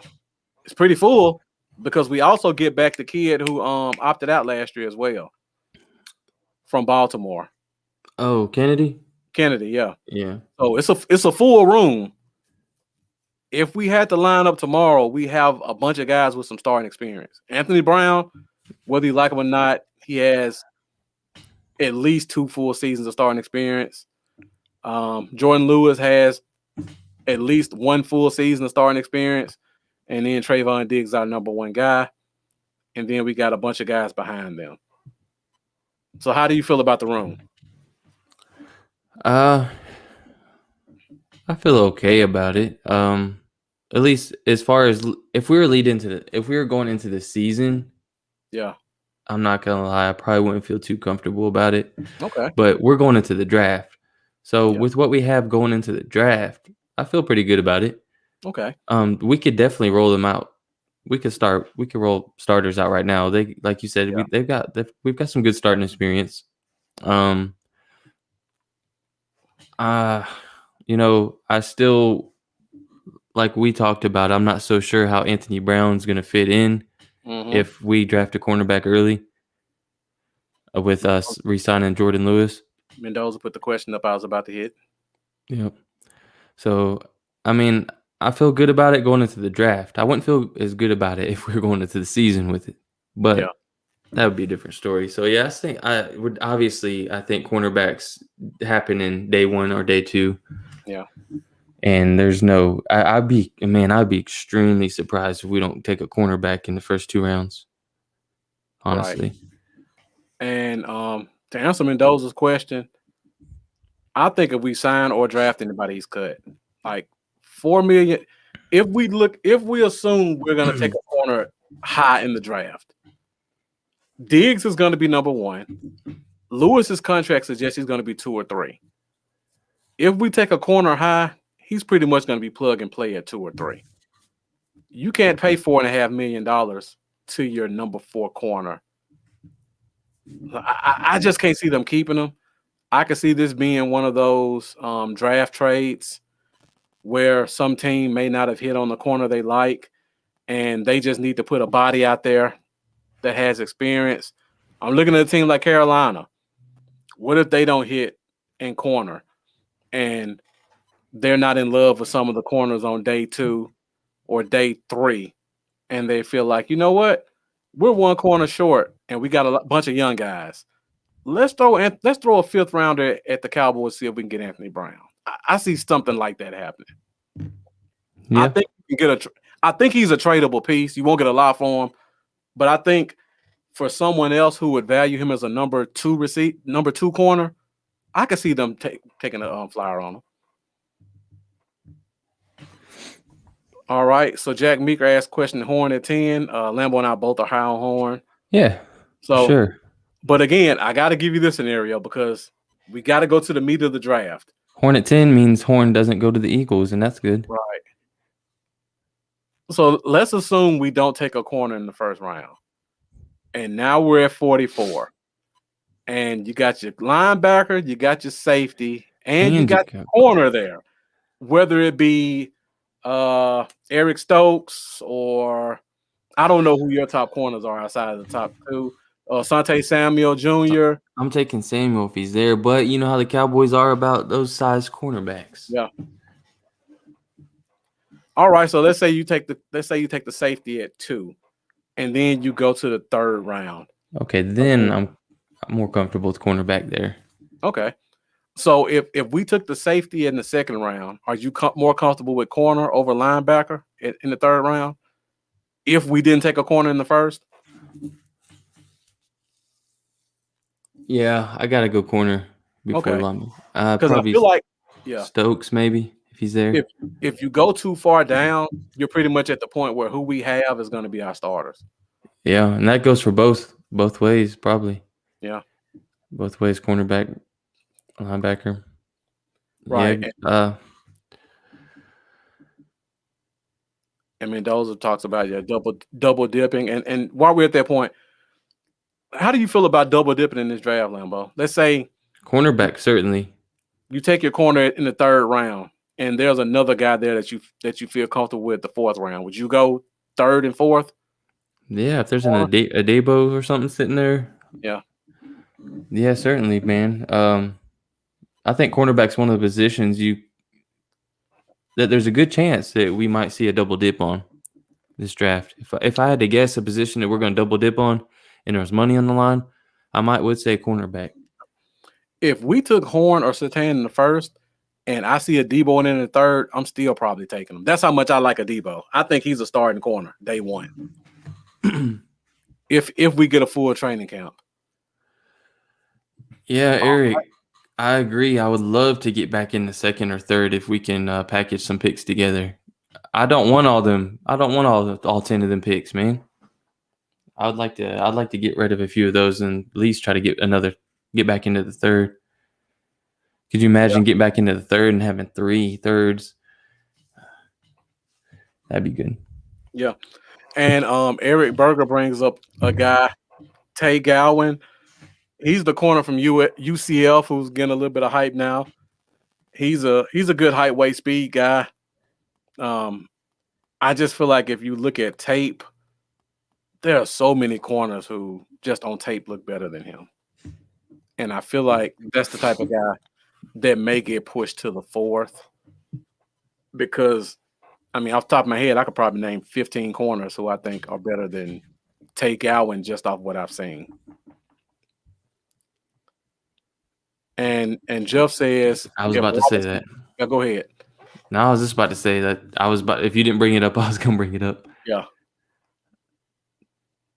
Good point. Yeah. I mean, if we haven't seen Robinson really, so. And I mean, I remember raving over his athleticism. Yeah. He's one of the most athletic cornerbacks in the entire draft last year. So, yeah, if he's a for sure lock, they're going to give him his shot at cornerback. You know, it does make double dipping at cornerback much less important. For me, if a Debo or Campbell were there, I don't think I could pass up on either one of them. I'm just too high on both of them. Yeah. Campbell has kind of that boom or bust to him. Yeah. But if he booms, you won't even think about missing Byron Jones. That's just me. If Campbell can learn how to play cornerback in the pros, he has it. And Mendoza talks about a Debo. I'm one of those people. I put a higher emphasis on football knowledge and awareness than most people. And when I watch a Debo play, he just understands the position and he understands how to get his hands on the ball. You just can't teach that. He ran a 4.4, which again, just like Surtain, I don't believe it because the tape doesn't show it. But even at a 4.5, he has everything you need in terms of a corner. Jack Meeker asked about the Sean Lee retirement. Your guess is as good as mine. I mean, I hope it happens. I love Sean Lee, but man, please do not let us bring him back into on the roster this year. Yep. It's time. It's time, man. Dustin Hockett says linebacker stretches 3rd and 4th round. 100% agree. We talked about Pete Werner last week, the linebacker from Ohio State. Everything you can say about Browning, you could pretty much say it about Pete Werner. I think he'll be a fourth round guy. Chad Surratt from North Carolina. People are hot and cold on him. I have no clue where you can project him at. Some people look at him in pass coverage and say he's a 2nd round talent. Some people look at the 30 missed tackles he had and says he's probably a 4th or a 5th. But again, he just converted to the linebacker position from quarterback. Mm-hmm. So there's going to be a transition there. But just based off the projections, I have no clue. He could be a guy you can get in the 4th round. And he could come in and replace Neal next year. Not 2021, but 2022. He could be a 10-year wheel linebacker. It's a lot of guys out there like that. Garrett Wallow, TCU. Super smart player. Athletic enough. He's going to get pushed down 4th or 5th round. And some of these guys are guys who could probably start by week 8, week 10. And Dustin Hockett puts the cherry on top in a Dan Quinn scheme. If I'm Dan Quinn and I'm looking at the draft and I say, you know what? I miss my Legion of Boom. And when I had the Legion of Boom, I had a 6'2" corner from Stanford who was a little bit slow on tape, but he was super smart. He was aggressive, and he got his hands on the ball. How could you not look at Paul Adebo and say that's everything I saw in Richard Sherman? Everything, if you watch him play. And that's one of the reasons I love him so much for this team. And I think the long legs is one of the problems with him because when he breaks, he breaks out of his he kind of stumbles a little bit. And I think it's because of the long legs. And Mendoza says he get the Snead vibes from Adebo. But yeah, definitely. All right, so we're at number 2 of Lambeau's top 5 positions of need. So we talk about the defensive tackle group. We talk about my guy Carlos Watkins from Clemson. We talk about Brent Urban, the kid from Chicago who had the high run grade. And we re-signed Antoine Woods for 1 year. And we get Tristan Hill back. Lambeau day 1, if the season started tomorrow, we have to snap up and play. How would you feel about our defensive tackle room right now? All right, let's see. Well, we're gonna second question: who starts at nose tackle? I would like to. It could be Woods, but I would like to see Urban. Mm-hmm. If we were starting right now, I think Urban. I mean, you looked at his I'm probably off a little bit, but I believe his run grade was like 2nd or 3rd best in the NFL or somewhere along the lines, something like that, 83 something against the rating. Just tremendous against the run, and that's what we need. So I would like to see Urban out there at one tech, and then Gallimore next to him at the 3. Yeah. And then Hill mixed in with Gallimore here and there because Hill showed some promise last year, and I totally changed my mind on him. He, I bashed him so much, man. And last year he really showed. We all he really did. showed that there's some potential in Hill. I can't even joke on him no more, man. He not showed the some only one, potential. I'm really excited to see him back from injury. So All right. Let me ask you this question. I feel decent about it. I feel decent. Jeff says he feels good about it, but like to add a big fat nasty. I would agree. The only concern I have about that is I looked at Dan Quinn's history, Seattle and Atlanta. There aren't a lot of big fat nasties in his history.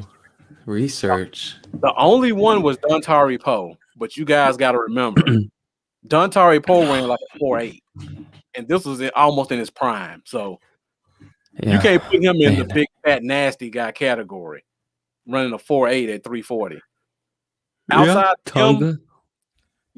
Outside of him, if you look at all of his former D tackles, they're all guys who kind of played 3 tech, but he plays them kind of like in the nose tackle position.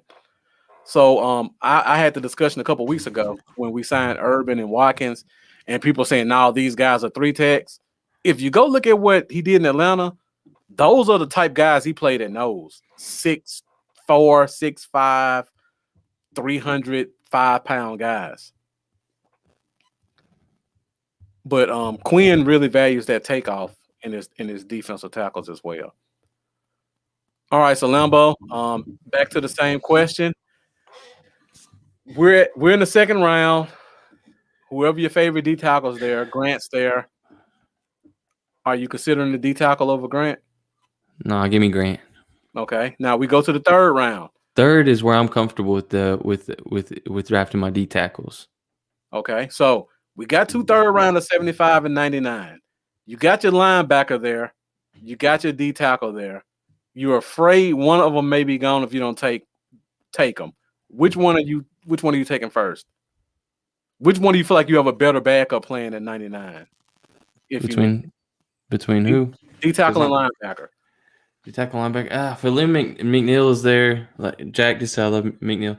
If McNeil's there or Tufeli makes it there. Might not make it there. Man. I don't think people are as high on Tufele or the kid that played next to him in USC like I am. I think he might be there in the third. I think Wilson might be there in the third. Wilson, I would be cool with as well. I don't know, man. Tonga looks good. But I'm kind of with you. If we had to line up tomorrow with these D tackles, I would feel okay about it. Question: if we took a defensive tackle in the third round, whether it be now, I can see Nixon being the type of guy he would take and play nose. But let's say we took Nixon or Wilson or Tufele or McNeil. Do you think that guy's a day one starter over Woods or Urban? Not necessarily. I don't think there necessarily would be a day one starter. Okay. I think it'd be something that would be earned throughout the season. Kind of like with Gallimore. Yeah. Yeah, I don't think it would be an instant thing. Do you think Shelvin is somebody they might not look at because of Dan Quinn's history with D tackles? Looking at his history, I would say they probably wouldn't look at him because he really values those quick takeoff guys. Tackle. And just looking at the history, I thought about this. What if the team took a guy like a Nixon or the kid from UCLA? I don't miss his name, Osa. I think it's a Digizua. Yeah. What if they took a guy like that and moved Gallimore to nose? Because I could see that as a possibility. How would you feel about that? I mean, I don't know, man. I don't know. I would be a little intrigued. I guess I'd have to see it. I'd have to see it. I'd have to see it all put together, man, and see Yeah. how it played out. Really, Yeah. I kind of I'm willing. I know one thing. Like, obviously, I'm not a defensive coordinator. I'm willing to trust Dan Quinn Mm-hmm. and whatever his plan is for the boys. If that's what he wants to do, until I see it failing, I'll be optimistic that what he's doing is going to work. I agree. So Lamar says we do a draft watch party. I think we're gonna do something with the UK guys, but we're still working on that. yeah, And a couple of people have hit us up to do some stuff here and there, so we'll just I kind of know. see how that plans out. Yeah, it's There's still gonna up be in the air, so many people doing draft watch parties. I don't know and if nobody's you going to be watching them because there's going to be like 50 people doing one at the same time. right. So I would love to do one. If we don't do anything else, I mean, And I got family yeah, wanting to get together and watch it too. So it's right. just, I don't even know. I still don't know. Yeah. So we have to be a wait and see approach on that one because there's so many things pulling us so many different directions. Dustin Hockett asked a good question. We just talked about Gallimore and Nixon or Neal. What if it's Hill and Gallimore, your two starting D tackles? Yeah, I'm cool with that. I'm based on what I seen with Hill last year. I'm cool with that. It would depend on what we did at D tackle because I would not want to rely on Hill to be every down guy because we haven't seen that yet. Yeah. So if we took a Diggy Zua or a Nixon, somebody like that, to some good depth. Good depth. Yeah. If Hill can't hold his own, then I'll feel safe. Yeah. Yeah, I'm with Jeff. Gallimore on the field.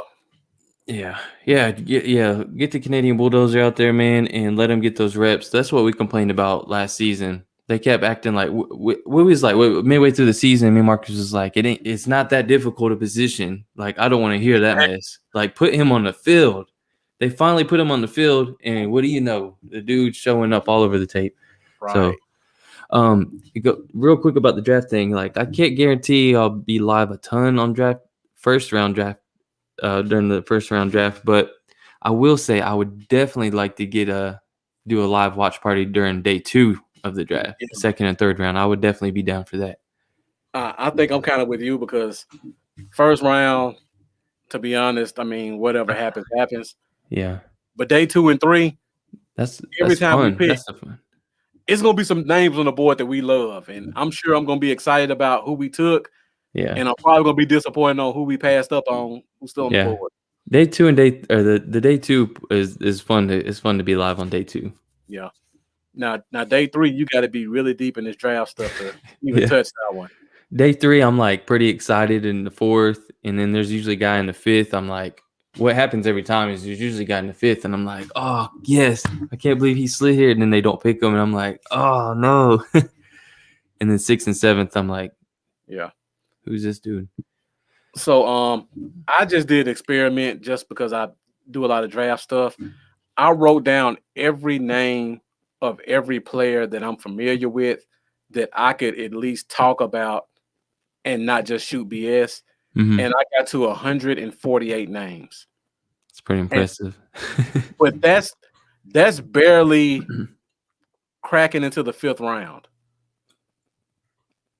So of the 148 names that I could put down, some of them might not even get drafted. So that's why I want to say that to say that's how hard it is for somebody to go into day 3 and really talk about players, because you got to be 300-400 deep on college players to be able to talk about these guys. I mean, a lot of people just don't have that kind of time, to be honest. Which is why shows like this, for one, are good. A lot of people don't have time, but you tune into the Cowboy Zone, and Marcus is one of the best that you can hear talk about this stuff. Very knowledgeable. I appreciate that. But even with that, I can't even hit 150, Lambo, and that's barely 5th round. Yeah. So somebody may ask me to do a third or day 3 show. I don't know if I'd accept it because I don't want to embarrass myself. once we get to round 6 and there's some guy I've never heard of who probably plays for a Division I school, but I'm just not familiar with him. You know, Jalen Darden was my late round guy, but it's starting to seem like he's gonna rise higher than I wanted him to. We'll see. Yeah. But the other guy I mentioned to you, which also happens to be a receiver, is one of my day 3 guys, is Blake Prohl. Yeah, you've talked about him to me. The wide receiver from ECU, son of former great pro Ricky Prohl, Cardinal wide receiver. Blake Prohl's 6'1", runs a 4.3, and has some of the best hands in all of college football. But he's way under the radar. So good late round grab right there. If y'all haven't, I would check out Blake Prohl. I think he is going to be one of those under the radar guys that would really help a team. Yeah. And I see Mendoza say he concurred, but I don't have an ego, and I'm not ashamed to say Mendoza sometimes throws out names I've never heard of. So I would definitely like to see somebody like Mendoza talk about some of these guys, because sometimes you put out names that aren't even in my stratosphere. I will say on day 2, if we go live, I will have a Cowboy Dale reaction to round 1's pick. We got to get Cowboy Dale in here. Yeah. So tune in for day 2 live, because hopefully we'll be able to make that happen. Maybe. Sam Mellinger, camp arm. Yeah, late round. Reminds me a lot of Ben DiNucci, honestly. So I don't think that'd be somebody Dallas would look at, because we got that type of guy, but you never know. All right, so let's go to your last position, which is quarterback. Jack Meeker kind of jumping the gun on that one. We got Dak. That's pretty much it. Our other 2 quarterbacks are Ben DiNucci, Garrett Gilbert, fan favorite from last year. So Lambo, day 1, we had to strap it up, and God forbid Dak had to sit out for a quarter. I'm not gonna put anything too negative on him, but if Dak had to sit out for a quarter, or you sit out a quarter week 5 or 6, so these guys have had time to go through training camp and see a couple of games, would you feel comfortable with DiNucci or Garrett Gilbert coming on the field and finishing the game?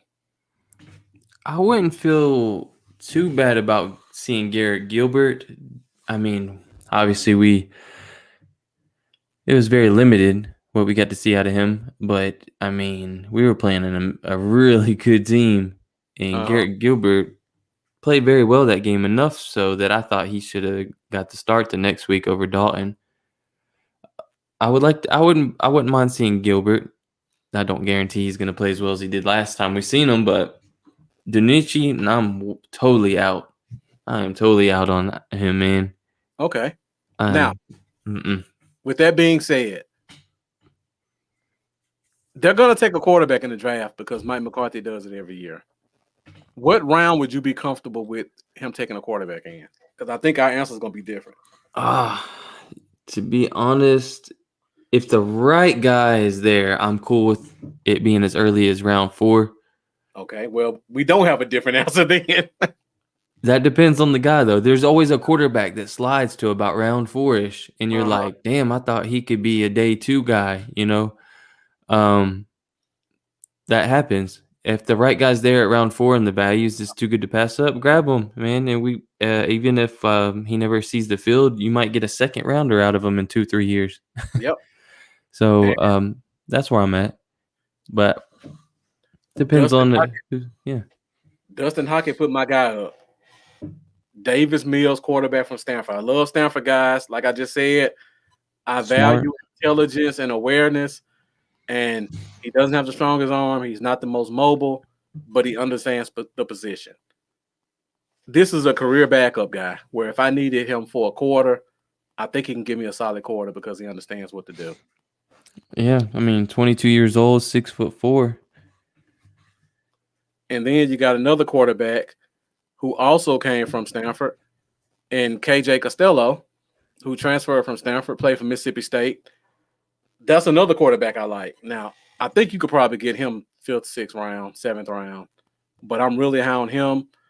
I believe Mendoza brought up Jamie Newman about an hour ago. Transfer kid from Georgia, went ahead to Wake Forest to finish out his grad student year. I think this is the type of guy, if you're looking in the 4th, 5th round, this is the type of guy you take a flyer on because I feel like he has it, but he just never got the chance to show it because Georgia just has some great quarterbacks. You know what's funny And when Mendoza said the same thing. you guys brought up Davis Mills. I don't know if you had seen Peter Schrager. Peter Schrager put out there that he thinks that Davis Mills could be a guy that goes 32 to the Bucks. Wow. Yeah. That would be a shock. I mean, I could see the logic because smart kid, understand football position. Unless they just want that 5th-year option. I don't know. If that were to happen, that would be 7 quarterbacks in the first because I wouldn't take him over Trask or Mac Jones. Is that a record? No, I think that 83 draft had like 9. The class of 83 with Elway and all those other guys. I think they went 9 deep in the first round, if I'm not mistaken. Notre Dame kid, I can't think of his name right now, but short kid has a lot of heart. I don't know if I touch him for Dallas. He's probably going to change positions too. I don't know if he can play quarterback in the NFL. And I cannot think of his name to save my life. I got to look that one up. But I know exactly what you're talking about. All right. So, Lambo says 4th, 5th round. I'm pretty much with you. A guy like Davis Mills, like Mills or Newman, or the quarterback from I was about to say Ian Book. Ian Book. Ian Book. Yeah, like y'all are.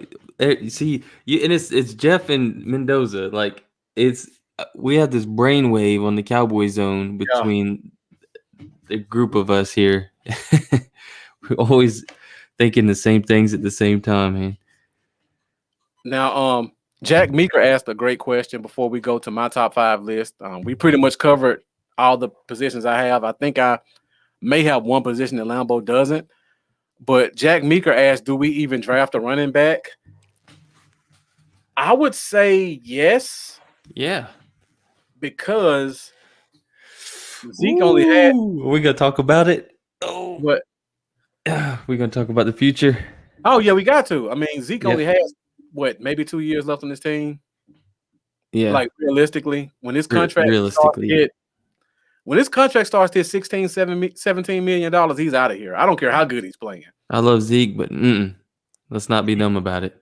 He could have a rushing title for the next 2 years.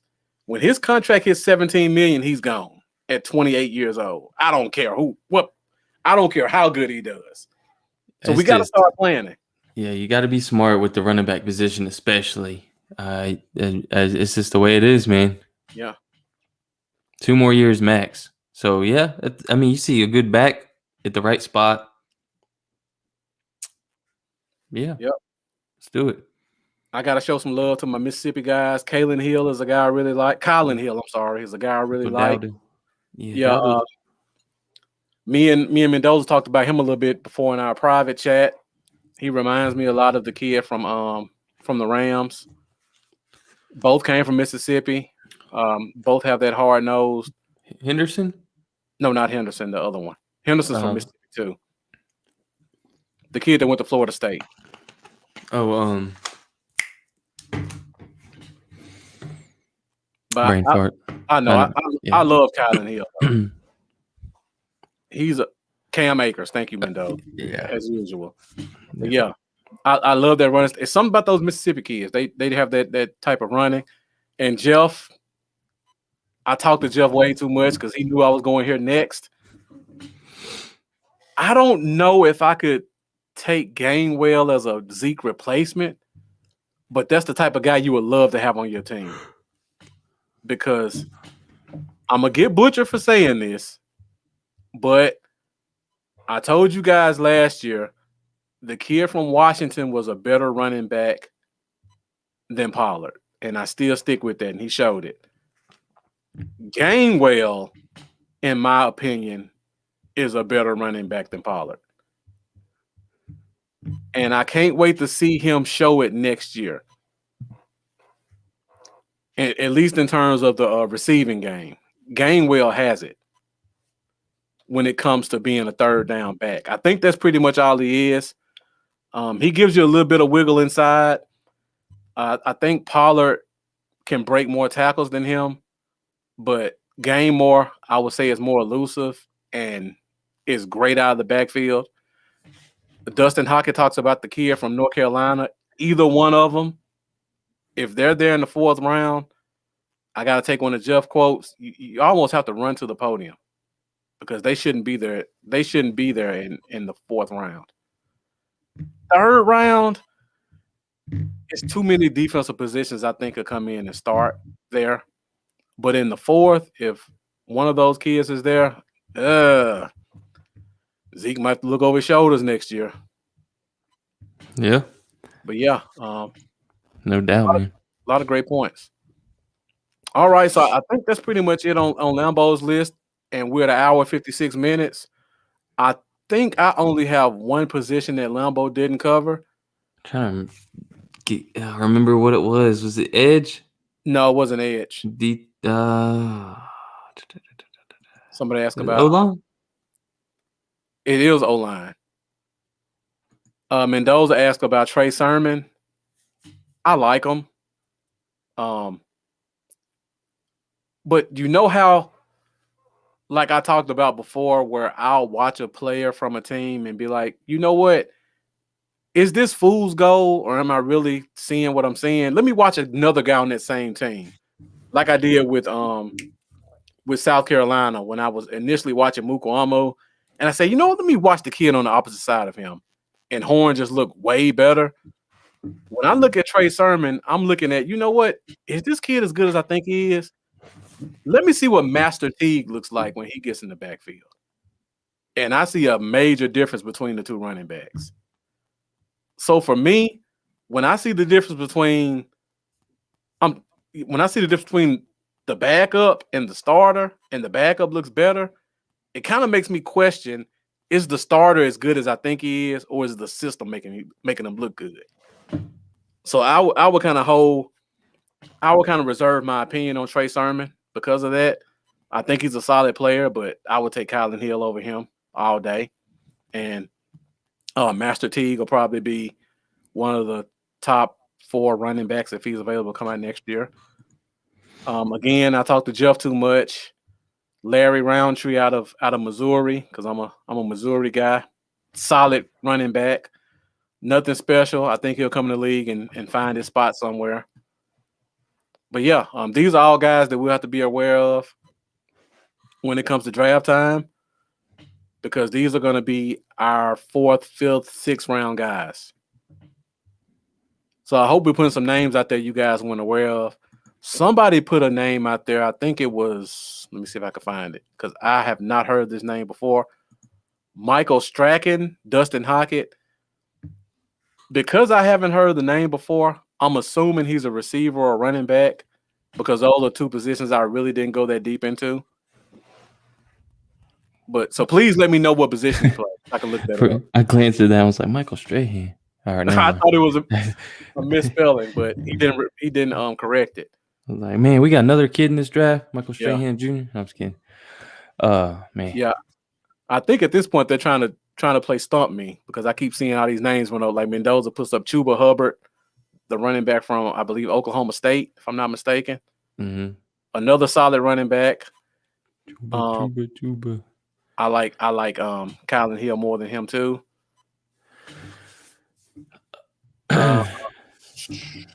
Wide receiver from Charleston. Okay, well, you got me on that one because I've never heard of him before. I'll tell you what, if we this is a little off, well, not really off topic. We're talking draft. So if we get the Alabama guy at pick 10, PS2, okay, we gotta bring George Teague on. Oh yeah, definitely. Day two. We're hitting if we get Surtain, we're hitting George Teague up that night and being like, hey, you gotta come on tomorrow night for day 2 and talk about that pick. Right. We got to. Yeah, definitely. You have two. Okay, I think I've heard of this guy before, Dustin. So, is this the kid that's like 6'7" with like a 7-foot wingspan, and his highlights were just him one handing a bunch of balls behind his head? Let me know if that's the guy I'm thinking about. Because if Is it it the is, dude? Is it the dude I was telling you about? The 6'6" guy that I liked. What's his freaking name? How would I forget that when I was bragging about him? We was talking about it that one day. I don't feel like he was a Charleston receiver though. that's a good point too, Mendoza. If we get George Teague, he probably could get him. He'll probably be on Teague's show that following Tuesday though, so we probably couldn't get him. All right, so we're at 2 hours. Let's go through this real quick. This is my list, top 5 positions of needs that I put together. As you can see, our lists are pretty similar. The only difference between Lambo and myself is I put center at number 5. And again, before we close out, everybody who stuck with us tonight, thank you guys so much for watching. Thank you, everybody who's been putting these great comments in. We appreciate your support. You guys have, I say this every week about you guys fueling the show. You guys really fueled the show tonight because it was an hour before we can get into what we wanted to talk about because you guys kept great dialogue coming. So we definitely appreciate you guys as always. And we hope you guys just continue to follow us and keep teaching us because you guys teach us as much as we think we're teaching you. All right, so my last position, and Jack Mika, thank you for that. I appreciate that. Man, yeah, man, that's awesome. Thank you, man. For sure. Like for me personally, in terms of college, I watch a ton of college. I don't know if I've ever told you guys this, but for me, I follow Clemson because that's my team. You got a bunch of teams you like to follow. Teams, yeah. Because a lot of my close friends are fanatics for teams, and because I'm a football guy, I want to be able to have a conversation with them. So I got a bunch of Florida friends. I went to Ole Miss, so I have to follow Ole Miss and Mississippi State. I fell in love with Missouri a long time ago. UCLA is one of my teams. And watching UCLA, I watch a lot of Stanford. And then I've always just been a fan of Michigan. That's not one of my favorite teams. I just like to watch them play. So from those 8 teams, I normally watch everybody they play. So that's why I can kind of call back all these names. And I really know more guys from where they played in college than what team they're on in the NFL. I appreciate that, Mendoza. Yeah, I was reading through these comments too. I got sidetracked. That's what's up. And Jack Mika, this one really means a lot to us because, like, I don't know if I'm speaking for Lambo, but for myself, I do this because I'm just a football fan who loves talking football with other guys, and that's how me and Lambo linked up. Just talking football. It is, and it's got to be the reason because, bro, I'm just gonna be honest. I've got $5 in Cash App donations in the past like 2 months worth of shows. So I mean, it ain't no money. It ain't no money. That's for sure. Like for me personally, yeah. I just love the team. Yeah. Before I started doing this, you guys saw me on everybody's podcast making comments. If I would have sell my camera tomorrow, I would go right back to that and be happy. Because that's just how much I love talking Cowboys football. I don't have to be in front of the camera, and I don't have to be front and center to do this. Yeah. Yeah, you're right. I was just doing funny videos and arguing with people in the comments nonstop about the Cowboys, and we often agreed on a lot of the topics we was debating with people in the comments. I hadn't really planned on doing any type of show till you mentioned it. Yeah. Yeah, that's a good point too, Jack. Because I'm not married, but my girlfriend loves that I do this because it saves her trouble of watching me watch stuff on TV all the time. I can come in the room and close the door and get it out of my system. Yeah, I have the same thing. Like I was showing. I can't remember what it was earlier today. I was trying to show her videos. Somebody, I don't know. She's like, "Get that out of my face." I like literally don't care. I'm like, "No, just look though." She's like, "But I don't care." I'm like, "All right, whatever." So Yeah, and thank you. Like I appreciate all the love you guys are giving us in the comments. And Lambo, feel free to put the comments that they're putting on the screen while I talk about this last position. So I put center as one of my positions because I just feel like we weren't signing Joe Looney back. I still don't see it happening. I feel like they're going to address it somewhere in the draft. Right now, we don't have a center, in my opinion. Mendoza put the question up about Connor Williams at center. If we get a guard like Slater in the first, I can see that happening.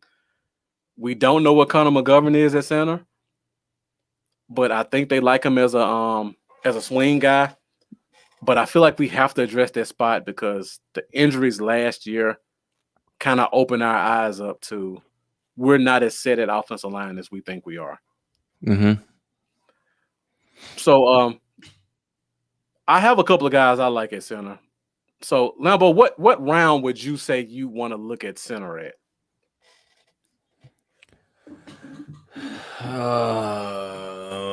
We got 2/3. I feel like that'd be a good round to start. It'll be a good starting round depending on who's there. Yeah, depending. Yeah. Now the funny thing about this draft, in my opinion, there aren't a lot of natural center guys that are rated highly. It's a lot of swing guys. Yeah. So I think that's a good thing because that's good with us because we're not really solidified at LG. Exactly. So yeah, so there's a lot of guys that we could look at 3rd, 4th, 5th round who may be there. I'll throw a couple names out there. Oh man, you can't even see Marquette this. King. Yeah.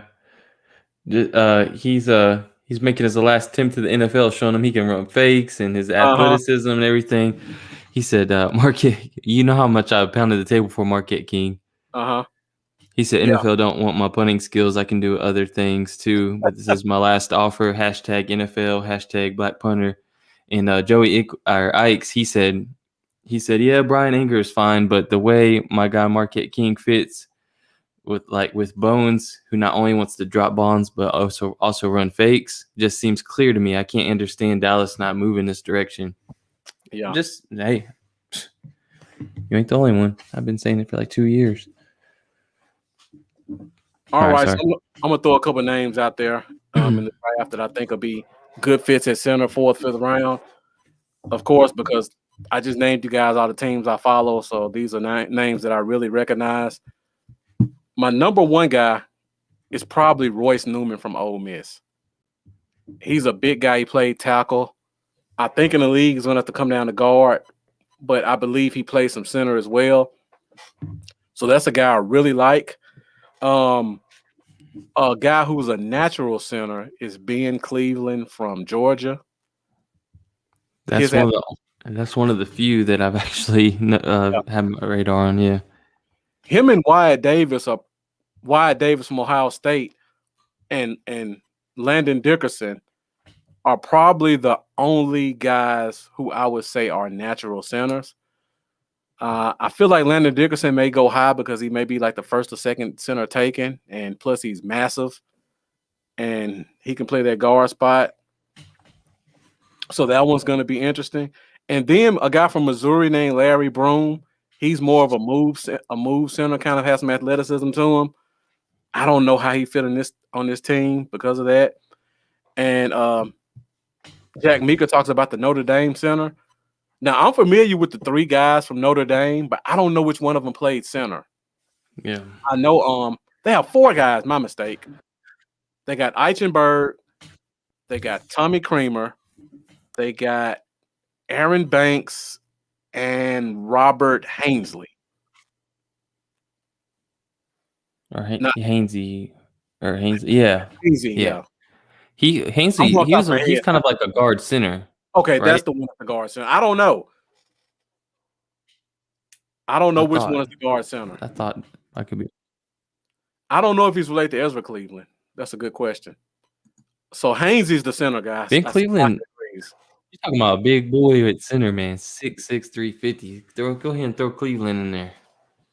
Yeah, I mentioned Ben Cleveland from Georgia. The athleticism Yeah, is you did. there. That's the first one. Size is there. Yeah. He's one of the true size, natural yeah. centers. Yeah. He's going to help is really in the run game. Yeah. But I think this team values centers with a little bit of athleticism. So I think if we were looking for a guy, I think Royce Newman would be a good option. And I also think Hainsey would be a good option. And then I got to throw my late round guy out there, Cole Van Layden from Wisconsin. I always got to put his talk name about in it because you sold me on it. Yeah, I think he's going to be a 6th or 7th round guy because he has some flaws in his game. He plays left tackle right now, but he's kind of a mauler guy, kind of limited on athleticism. He's a little bit too much of a waist bender, which means he kind of lunges a little bit, playing at that tackle spot. That gets him in trouble at tackle. I could see him getting in trouble at guard in the league, but I think he could slide down at that center spot, and he'll be a solid guy. He comes from Wisconsin, so you know he's a smart guy. He's already familiar with our center right now, so he already has that familiarity. Mm-hmm. And again, you can't go wrong with a Wisconsin offensive lineman. Yeah, he's 6th or 7th round. He's got a lot of power, man. He does. And he has flexibility. I don't think he could play tackle in the league, but if you needed a tackle, I don't think he would be awful if he had to slide out there for a couple of snaps. Yeah. And he has that center guard tackle flexibility. So 7th round, I'm looking at Cole Van Lane as one of my guys. I don't know where Royce Newman's going to go. My gut is telling me he may go 4th round. I feel like just from just Notre Dame having 4 offensive linemen in the draft, I feel like one of those guys is going to drop to day 3 just because I would be shocked to see a team have 4 linemen in one draft to go in the first 3 to 4 rounds. That would be surprising. Yeah. I think out of those 4, Tommy Creamer may be the odd man out, though, because Banks is probably going to be a day 2 guy. And I think Hainsey's solid because of that flexibility. I think Creamer's the guy who may not be known for being a strong lineman and may need a little bit of time to adjust. But yeah, is Dickerson the lineman that's hurt at Alabama? Or is that Brown? One of them was hurt last year.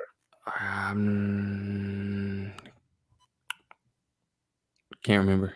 So if it's Dickerson, he may fall a little bit just from his size and being a center, already not valued.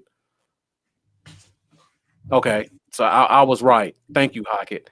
I knew Kramer was the guy who was kind of the odd man out of the group. Yeah, because I knew Hainsey was like a 4th round guy, and Banks and Eichenberg, of course, are probably 2nd round guys. So those are 2 names, Kramer and Cole Van Lanen. I think those are 2 guys you can kind of look at. Hainsey may drop to the 5th.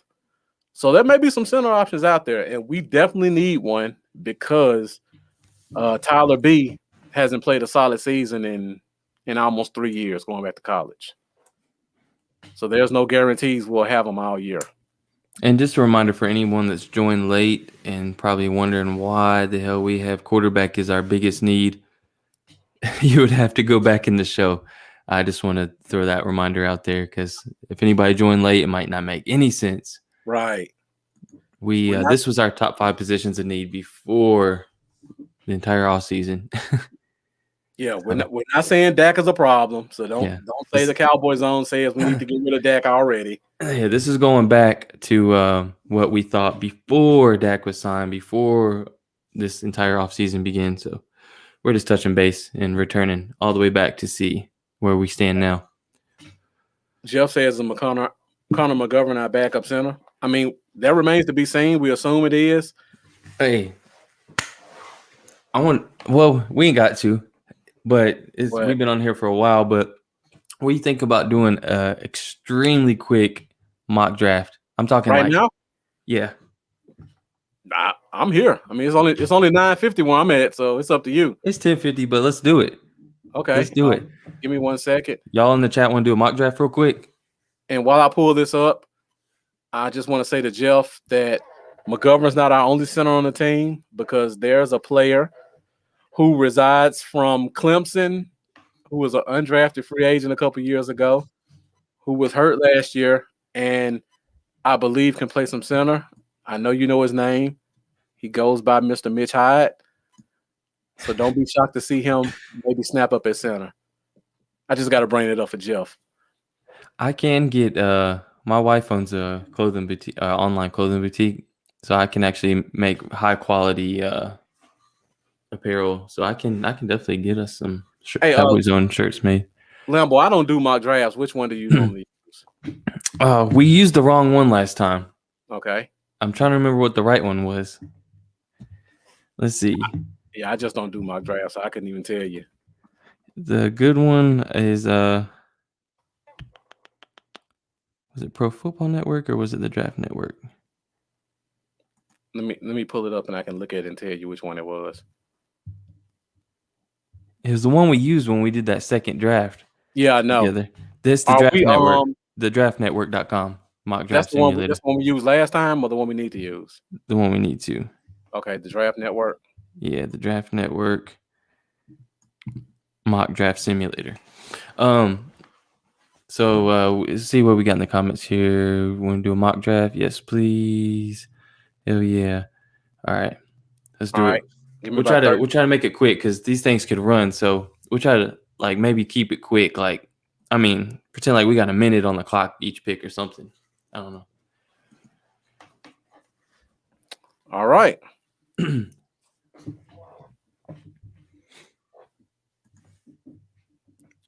Doing automatic. Yeah. Or no. Yeah. Automatic, and I'll probably switch it to fast. Okay.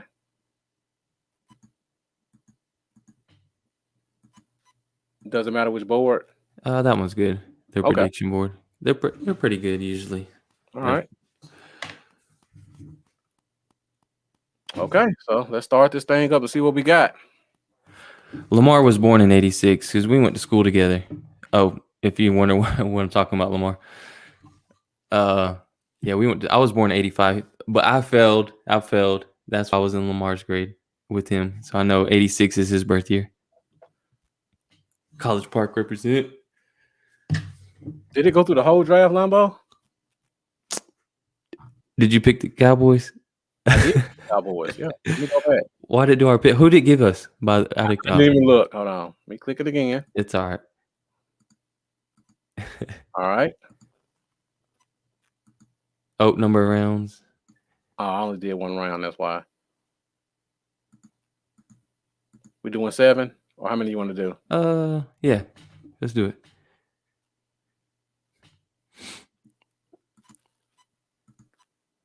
Okay. All right, let's see what we got this time. Oh, Kyle Pitts went to the Bengals. Okay. Michael Parsons went at 9. Slater's off the board. Sewell's off the board. Pitts is off the board. See, that's what I keep thinking. Okay, Mac Jones did go 3. Okay. The hype was real. Well, they're drinking the Kool-Aid. Chase did reunite. No, not reunite. What am I talking about? He didn't reunite.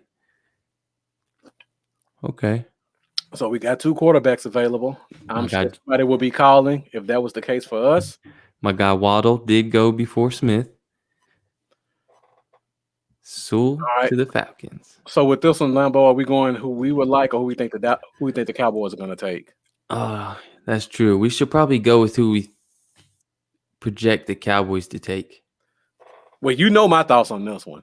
Our thoughts are we will probably take Horn, but we think the Cowboys are taking Surtain. Yeah. We both would definitely take Horn, but we just feel like just for marketing purposes, Jerry could justify it enough to take Surtain. let's do it the way we would do it, Lambo, because All right. I wouldn't want to go through all the stuff of what would the Cowboys do in the 5th round. Yeah, that's true. All right. So I see Devontae Smith went to the Giants.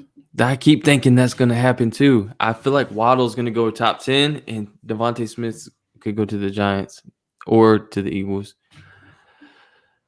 A lot of interesting stuff happening. Barmore went to Kevin Joseph's off the board at 39. But that's okay because we already got our cornerback. We can wait to double dip later. 42. Eric Stokes went 37. Farley fell to the Jets. Javonte Williams was a first-round pick for the Bucks. Nick Bolton, Jamin Davis both went in the second. All right, so we got our corner, Lambo. Safety and linebacker. So we're going to safety and linebacker home. All right, let's look at linebacker first. All right, Jabril Cox, Pete Warner, Chad Surratt, Cameron McGrone. Let's look at where we're going next, safety. Yeah. Okay, so there we go. The light is blinking, and it's showing Richie Grant there. I think you, like Jeff said, you run to the board, and let's look at D tackle real quick just to see what's there. Let's see. Still some names there I like. A lot of names there I like. Which is why we probably won't go there. All right, so there's a lot of names there. Let's go back to safety, and let's take Richie Grant. I'm already giving this A+ draft. Done. I'm just kidding. Secondary is taken care of. I'm cheering right now in real life. I'm running around. I'm cheering. I'm yelling on live. I'm excited. Okay, let's just go back through really quick, see what's been taken. First tight end was taken. Brevin Jordan, there's the tight end. Yep. Elijah Moore. I think that would be a great pick for the Patriots. Alex Leatherwood. Yeah, it would. That's not surprising to me. Another good one. Go first round. I don't see it.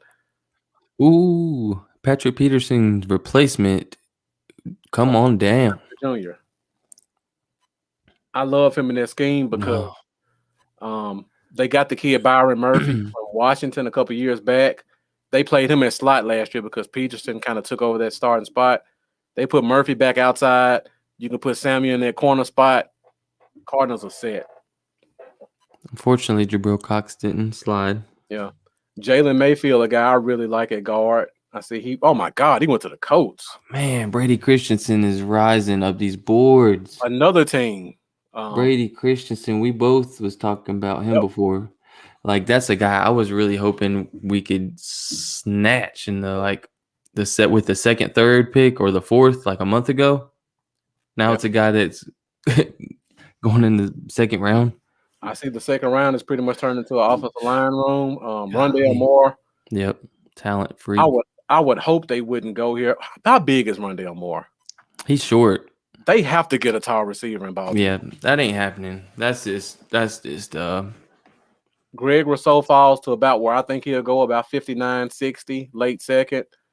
Oh, Saints get Amari Rodgers. Jackson Carman, one of my guys. I didn't talk about him, but this is a guy we'll look at guard in later rounds. I don't see him going in the second. Okay. Carlos Basham made it to the second round. Pete Warner, third round, I mean. Pete Warner, third rounder. Bengals add their fast receiver instead of going Chase. This is a guy Dominique talked about a lot. All right, let's go to our pick, Lambo. So we got our corner. We got our safety. Oh, wow. We're going deep tackle now? I didn't think that these guys would be here in the third round at safety. Let's look at D tackle and see what's up before we do that, okay? I didn't think if I would have known Holland and a few of those guys was going to be there in the third, I probably would have pulled the trigger on Cox at 44. All right, so you want to go look at linebacker then? Yeah, linebacker's kind of thinning out pretty quick. I do like Cameron McGrone, but he's going to have some growing pains. He is. Garrett Wallow's a solid player, but that's a late round guy. I like Chad Surratt. The fact that they put Keanu Neal at wheel linebacker makes me think they may be open to a guy like that. But you talk about McGrone has growing pains. Surratt has them too. I wouldn't touch him right here. Was McNeil on the board still? He was on the board. Jeff just mentioned him, and that's a guy I'd definitely be cool with as well. A lot of D tackles. Davion Nixon still there. Milton Williams, super athletic guy. Tommy Togiai. Marlon Pelotu, a guy I really like from USC. I don't know why they put Jay Tufele below him. I guess it was because he sat out last year, but Tyler Shelvin still there. Elaine McNeil. Jeez. Jalen we can wait to the next pick for a deep tackle. All these guys are week 7 of the season. They could be starters. All of them, except maybe Williams, because I don't know. So what we going, Lambo? We want to look at linemen, offensive linemen. You want to look at edge? Yeah. I see a lot of line. David Moore is a guy that's going up a lot of guys' charts because he's super athletic, strong guy, built like a fridge. What kind of tackles we got on the board? Offensive tackles or defensive tackles? Offense. Okay. Guard, center. Deontay Brown. I think Banks is a guard. Yeah. Is it got all on there? Yeah, at the bottom right. It looks like all is an option. Oh, you want to see who's the best available overall? Yeah, see who they got. Davion Nixon. Elijah Molden's still there. You want to double dip at corner already? Let's look at what else is there. Fede Melifonwu. I would look at Tyson Campbell. I would look at these 3 names right here, and I would probably take all of them over Molden. See, okay, all this what we're seeing right now is just another reason why if Pitts fell to 10 or if Slater or Sewell fall to 10, I hope that's the pick.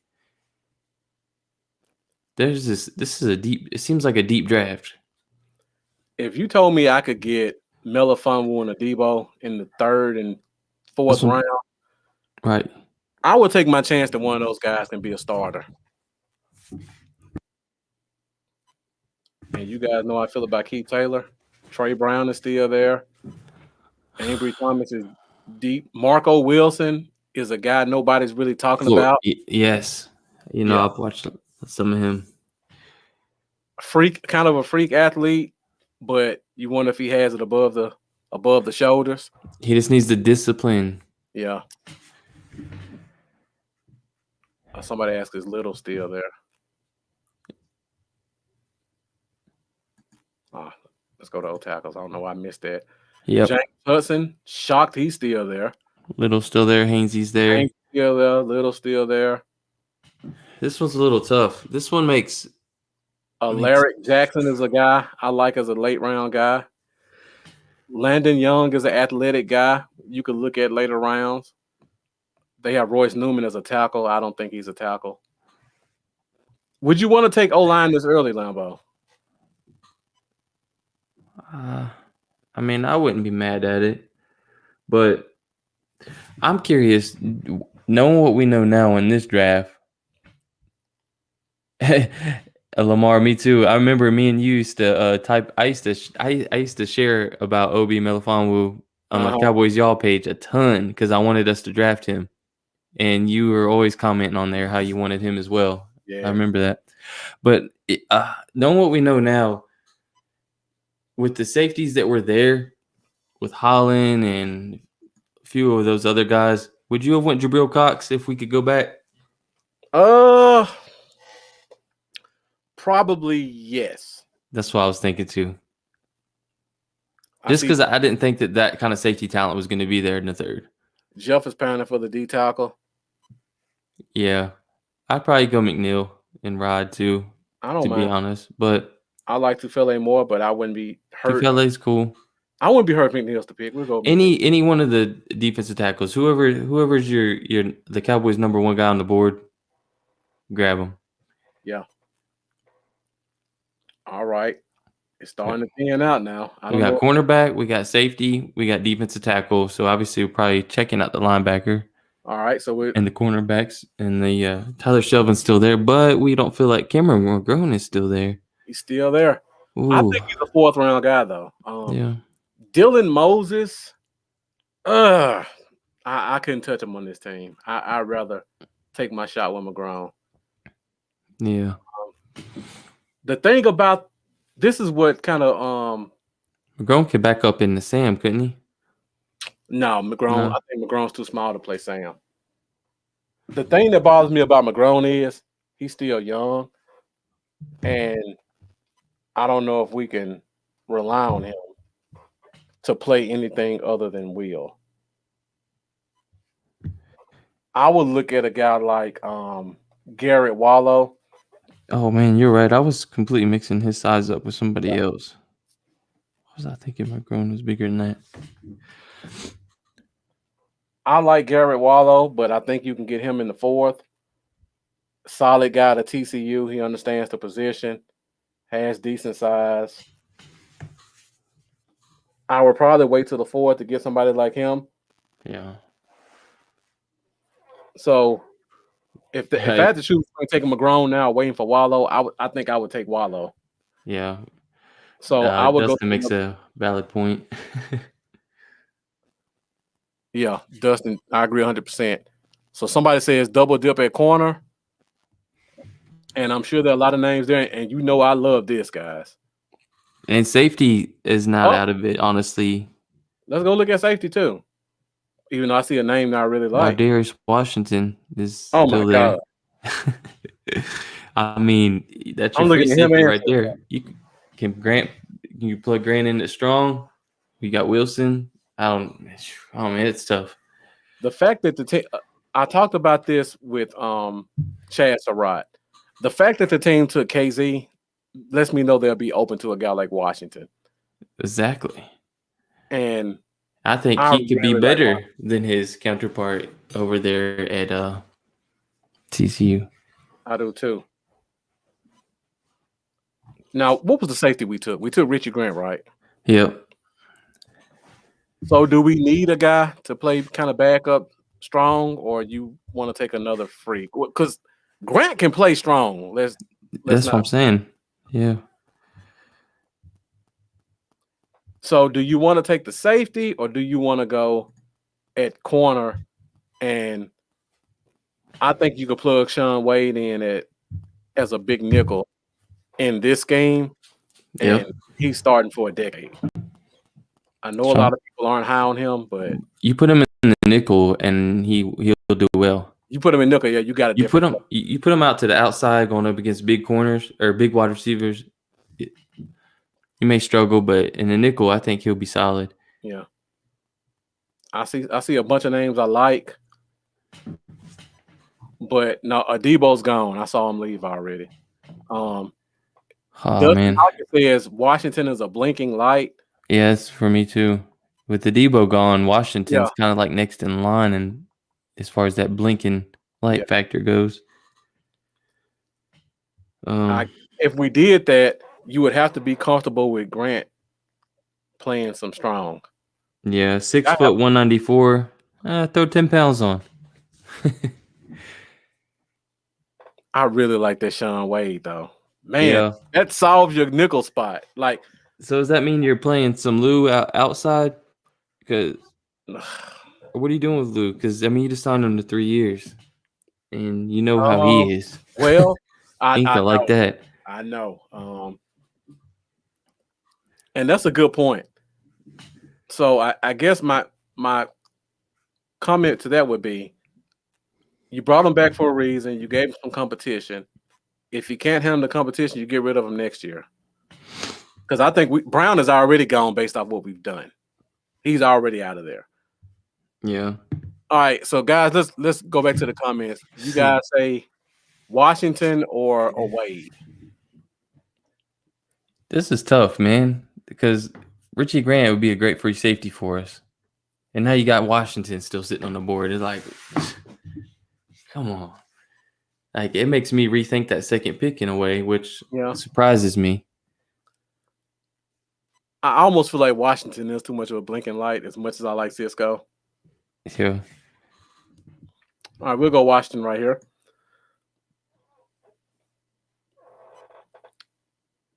All right, so now we go into our first pick in the 4th round. And Cisco's still there. Let's see. Dang. Corners are still solid. We lost out on Wade. Is Walker Little still there? Let's go to tackles and look. He's still there. So at this point in the draft, let's talk about this for a second. We haven't addressed D tackle yet. Oh, yes, we did. We addressed D tackle. We've double dipped at corner. And we've double dipped at safety. I'm sorry, we double dipped at safety and we got a starting outside corner. So we didn't touch linebacker, but we know we got a guy like KJ Wright who wants to be here that we could probably talk to after the draft. At this point, let's look at, is Garrett Wallow still there? Okay. Garrett Wallow's still there. I think he's still a 4th, 5th round guy no matter what you do. You can get your tackle here and Garrett Wallow next round, probably. Right. Honestly. So right here, even though it's the 4th round, you look at a guy like Walker Little, you see the traits.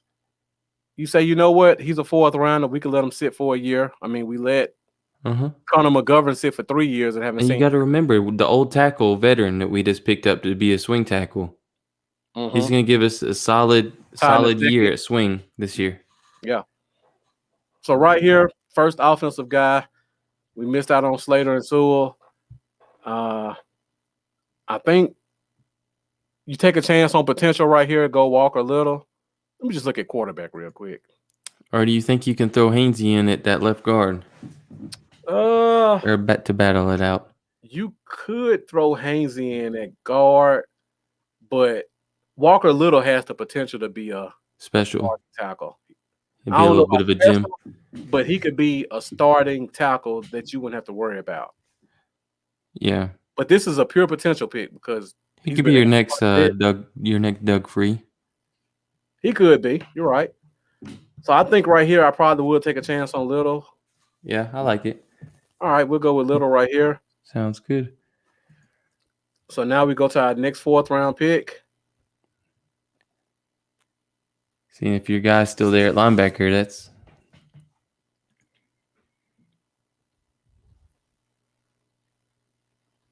all right. Wallow's still there. They have them pretty low rated. I feel like 4th, 5th round is kind of his sweet spot. Any other position you guys want to go take a look at? And at this point, we got J.C. Horn, so outside cornerback is a lot. You got Richie Grant and Ardarius Washington. We got the strongest group of safeties we've had in over a decade. We got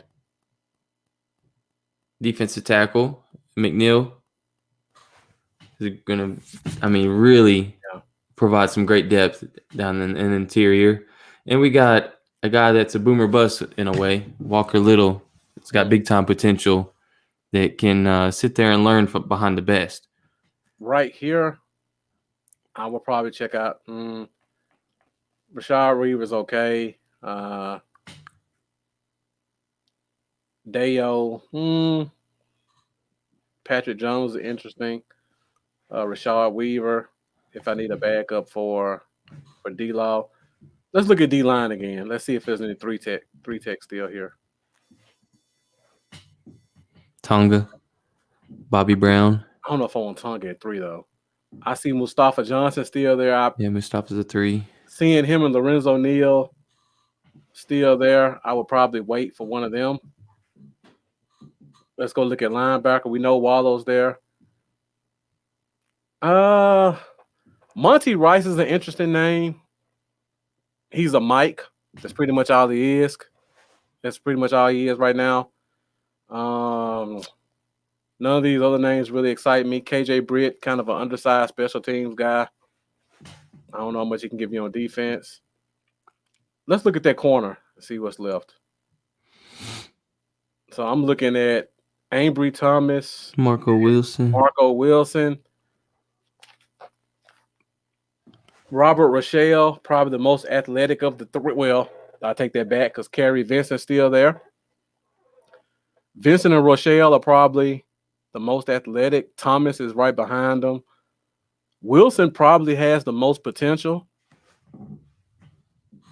but I would wait on D tackle. Let's look at receiver, see if anybody. Yeah, is Dart in there or is Daz Newsome. Schwartz is still there, speed guy. where's our Florida State dude? Is he still there? He's probably Sage Surratt is a name I like. He's not here. There he is. Tamaron Terry's there. He is okay. That's pretty far down. We can wait on that. 6'4". I think he was flirting with a 4.3, wasn't he? Or 4.4, 4.3. He was a 4.4 guy, yeah. 4.4. All right, let's look at who's the best available, like Jeff requested. Cameron Sample, athletic guy to Tulane. Is Darden there? Dart. I didn't know if Darden was off the board or not. Jalen Darden's go to receiver. Yep, he's still there. Oh, man. That's probably borderline. Would you want to go back-to-back offensive guys? Yeah, at this point in the draft, I'm just going BPA. You going BPA before we got to the fourth? Heck yeah. Okay. So the best players available are Newsome. There's a bunch of receivers the best available. No, it's not. I'm looking at the receiver room. We're in 5th, ain't we?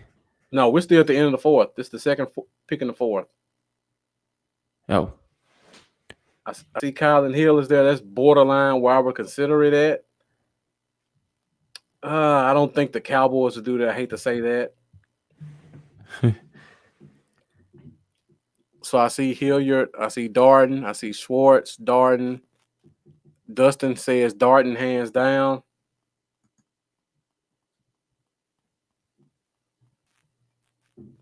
So if they're moving on from Michael Gallup in a year,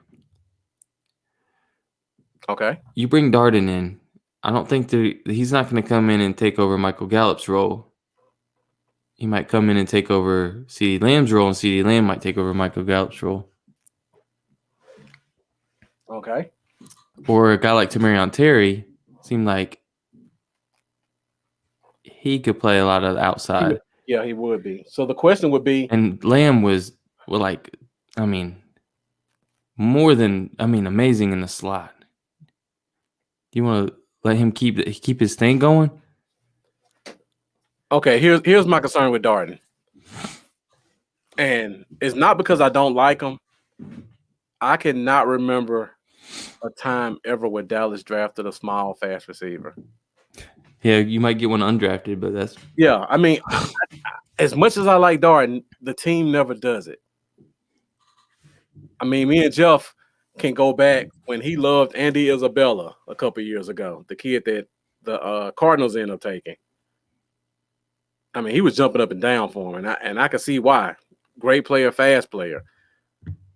Dallas does not draft short, fast receivers. I would, because of that, they will probably consider Schwartz more. But if we want to go Darden right here, I have no problem with that. And I do still love some Tamarion Terry.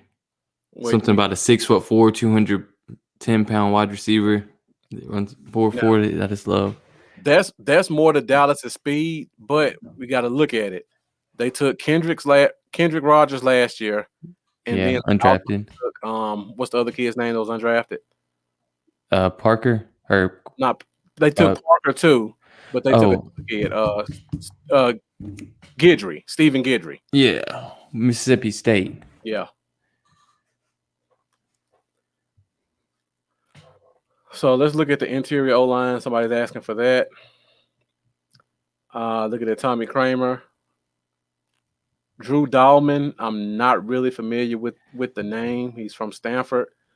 And for somebody who watches a lot of Stanford, for me to not know his name, that kind of makes me concerned about, is that somebody we would look at? I will say though, if I was in control of the draft personally, I definitely would just let you know, Jeff. I would probably aim for a Darden. All right. Well, this is our draft though, so we can That's go true. Darden. But I will say, if we did take him, I'll say, like Mark said, I don't expect the Cowboys to do it. And here's my other issue. How many receivers do we have on the roster right now? 5. Yeah, and I don't think they're gonna roll 6. If we take a guy this high, he has to be on the roster. Now they may cut Turner because they have Noah Brown. It could be either or. Yeah. It could be either or right there. So if that's the guy we want to take, we'll go ahead and take him. Jalen Darden. Welcome to Dallas. Well, we got some special teams return ability as well. So now we go to the 5th round. It's J.C. Horn, Richie Grant, Elaine McNeil, Adarius Washington, Walker Little, Jalen Darden. Damn, that's a good draft. It is. We gave the people the offensive lineman and the wide receiver to shut them up. Let's look at any tight ends here. I don't know why I'm looking. Trey McKitty, Nick Eubanks. I like Eubanks a little bit. Trey McKitty, I'm not really familiar with him, but I've heard people talk about his name. All right, that's enough for tight end. Let's go back to what position are we going to now, Lambo?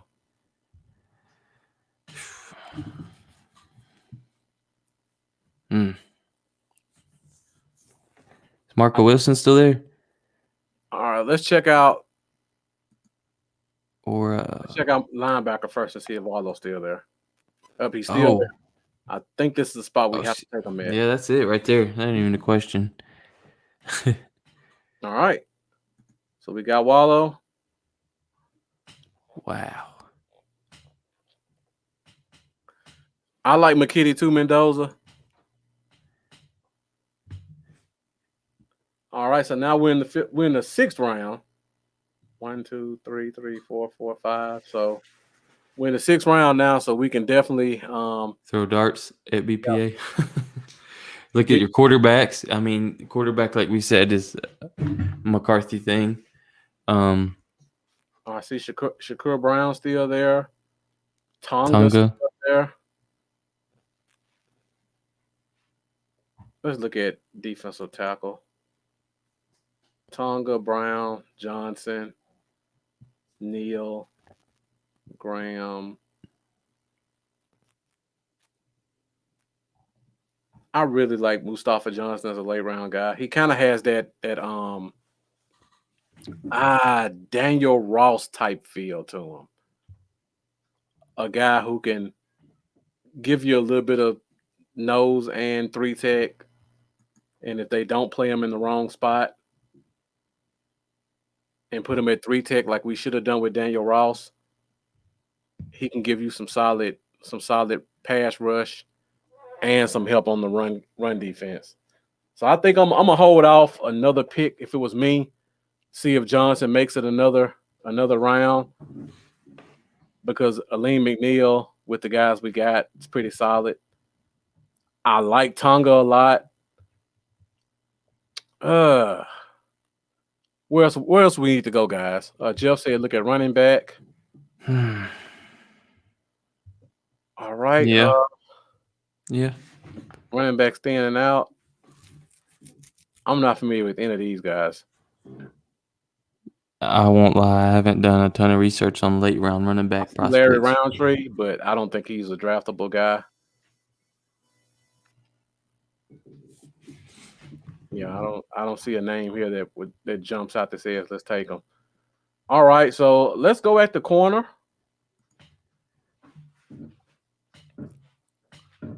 And Jeff says look at edge as well. Patrick Johnson is a small school guy. I think he tested well. I don't know if they want to take a chance on him or not because they don't like small school guys. I believe Shaka Tony may have some injury concerns, if I'm not mistaken.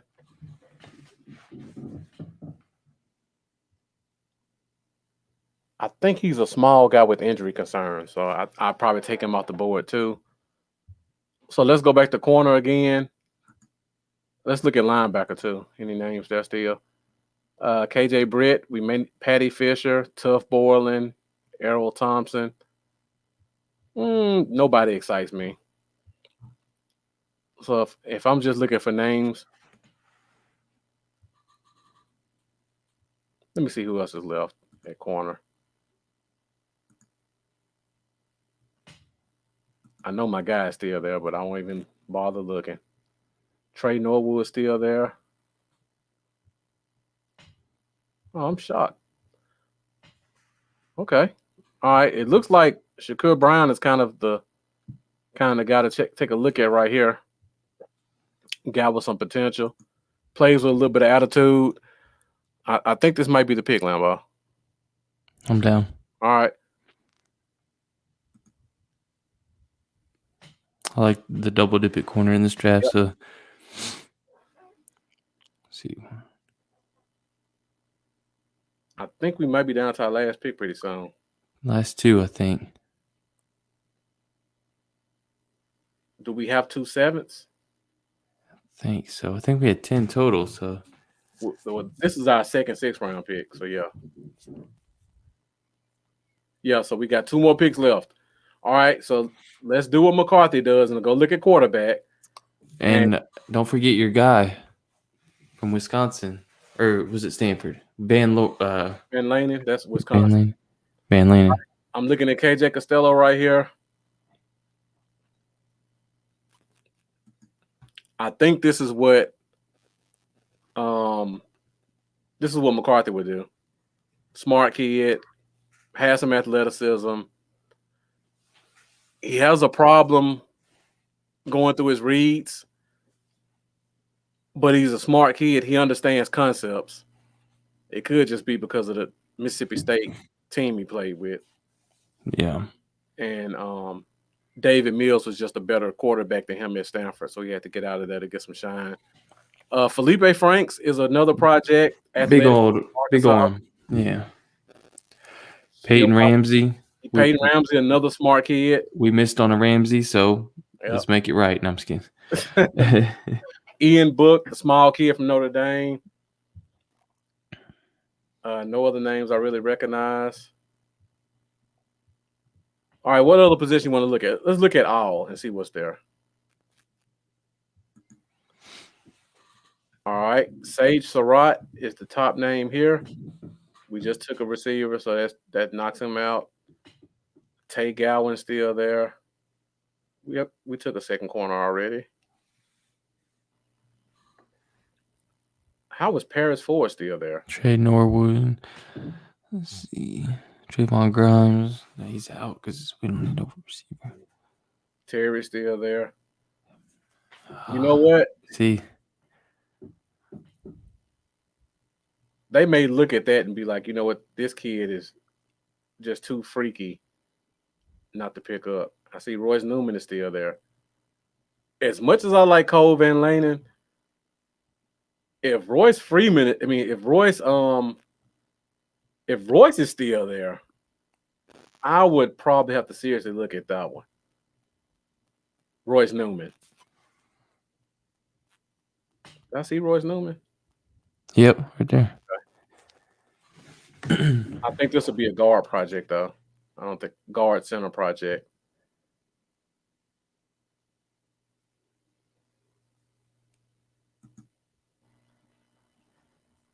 I like Cole's nastiness more, though. All right, right here. Landon Young. Rump. That's the defensive end, I believe. Yep. 6'2", 225. Looking at that size. Yeah, 3-4 outside. Yeah, that looks like a 3-4 outside linebacker guy more than the defensive end. I don't see us taking a 235 defensive end on this team. 245 even. Yeah. Taron Jackson.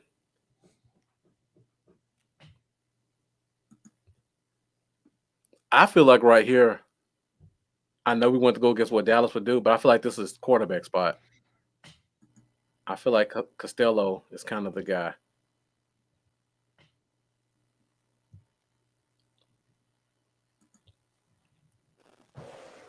But Yeah. Dallas normally wait. I could see McCarthy waiting to the very last pick to take his quarterback. So what position, guys? I forgot about Mustafa. Let's see if he's still there. If it's Mustafa Johnson, that pretty much makes the pick for us. And I think he is gone.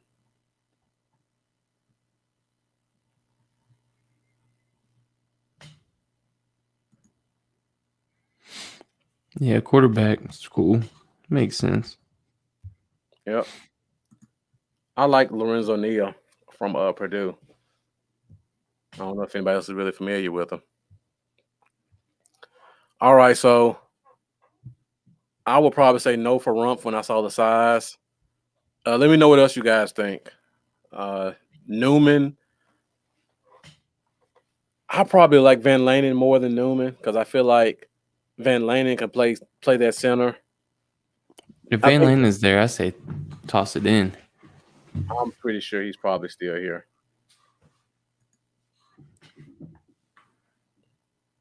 Yep. Is he? Did I pass him? Yep, there Mhm. he is. All right, so before we do these last two picks, are we getting a quarterback? Or are we going to do this the way we would do it? Oh, I say go Van Lane and then see who's there in the last round or the last pick. Okay. Because if we're going to do it the way we think Dallas would do it, I would probably say go ahead and take Costello now, and then Van Lane will probably be there. True. Let's try it. All right, so we'll get McCarthy's quarterback, and then we'll go with our last pick. And if our center guard tackle still there, we take the flexibility. As much as I like Royce Newman, He's there. I feel like Cole has that nastiness that would be better suited inside for the NFL. Landon Young has a little bit of that too, but I think he's a little bit too on the lanky side to play inside. I feel like Van Lanen can give you something at center guard more than these guys could. So I'll make my pick, go Cole. I think that'll close the draft out. Just in time. My daughter's crying. Okay. So let's see. User picks. All right. Does this one give you the grade? No, I don't think this one does a grade. Okay. Thankfully, because their grades are usually trash. All right, Lambo. Recap the draft for us. We got JC Horn at 10. Surtain was there, but we chose Horn over him. More athletic. And let's see. Richie Grant slides all the way to 44. That was a pleasant surprise. Although we could have took Jabril Cox there. Yep. And there was still quite a few safeties left through those next two rounds, or throughout that third round. So, that leads me to question what the Cowboys would do with that pick. I'm sure they looked through all these scenarios religiously. Yeah. We could see linebacker go at 2 and a safety come in at 3. We got our beast there in the interior defensive line of McNeil. Mm-hmm. Darius Washington, who is just too good of a value to pass up, so we double dipped at safety. And we need a safety because KZ is on a 1-year deal, and Wilson is in year 3 of his 4-year deal. So there's no guarantees we can get him back either. And you don't want to see Thompson on the field if you don't have to. Yeah. And your guy, Walker Little. For Dustin joining us, this is a potential pick. We felt like this was a spot where we were comfortable enough to take a guy and him be on the bench and not feel bad about it. Jalen Darden, just amazing athlete. We both think that he might not necessarily be a guy that Cowboys would target, but this was our draft, so we took him. Great athlete. He's a North Texas kid, so you never know. Yeah, you never know. You're right. Got a linebacker because we didn't take one earlier. This is probably the most pro-ready linebacker that you can get in day 3 in Garrett Wallow. He can probably play all 3 positions. Smart kid, athletic enough, big enough. He's not going to be spectacular anywhere, but again, we're in the first, second. We're in the 5th round here, guys. So we got a kid who can come in and be somewhat of a contributor. Can't complain with that. All right, Lambo, close us out with these last 3. Shakur Brown. Actually, I'm not real. That's your dude right there. Well, I'm not as high on him as some other people are. This was really a viewer pick. I like Shakur Brown. He's kind of going up the charts a little bit. To me, he's kind of a slot guy. Okay. But he has that feisty mentality. Has a little bit of that Jordan Lewis in him. So again, somebody said we got dogs on defense. This is another guy who can help change that mentality. Not a timid corner, but I think he's more of an inside guy. 227. We got KJ Costello. Yeah. And like you said, smart dude. Yeah, we want to do this for us, but just knowing how McCarthy operates, we know he's going to take a quarterback. And Costello, smart kid, came from Stanford, slung it across the field at Mississippi State in that offense with the new coach. Pretty athletic, not a burner, but probably a 4.8 guy, which is pretty good for the NFL. He's kind of a first read guy, so he's definitely going to need some work. That's why he's here. But he's a smart kid, and he understands football. So you hope that under a good coach that they can kind of teach him better on how to go through his progressions. And then the last pick is a pick I like, Cole Van Lanen. I've been talking about him for about a month now. Left tackle for Wisconsin. Kind of a stiff guy, stiff at the hips, stiff at the feet a little bit. But he has some nastiness to him. You want a dog on defense? Now you got a dog on offense. Right. He can play tackle. He can play guard. He can play center. He's played with Tyler B before, so they have that chemistry. Again, smart kid. So if you can get a big position flex, smart kid with some nastiness, you can't get any better than Cole Van Lanen as your last pick. And he'll help probably kind of shrink down that offensive line room with a bunch of these guys that we have here. I talk about Mitch Hyde just to mess with Jeff, but if we got a guy like Cole, this is the type of guy who I think could push Mitch Hyde off the team. And a guy like Adam Redmond who's been kind of hanging around. And I can't think of anybody else who's really been hanging around the offensive line room, but Van Lane is the type of guy, if he's your 9th or 10th offensive lineman that you have inactive every game, I think you got a good guy you can bring up if you absolutely need them to. All right, guys, that's pretty much it. I see we're down about the last 3 or 4 viewers. We did a 3-hour show today.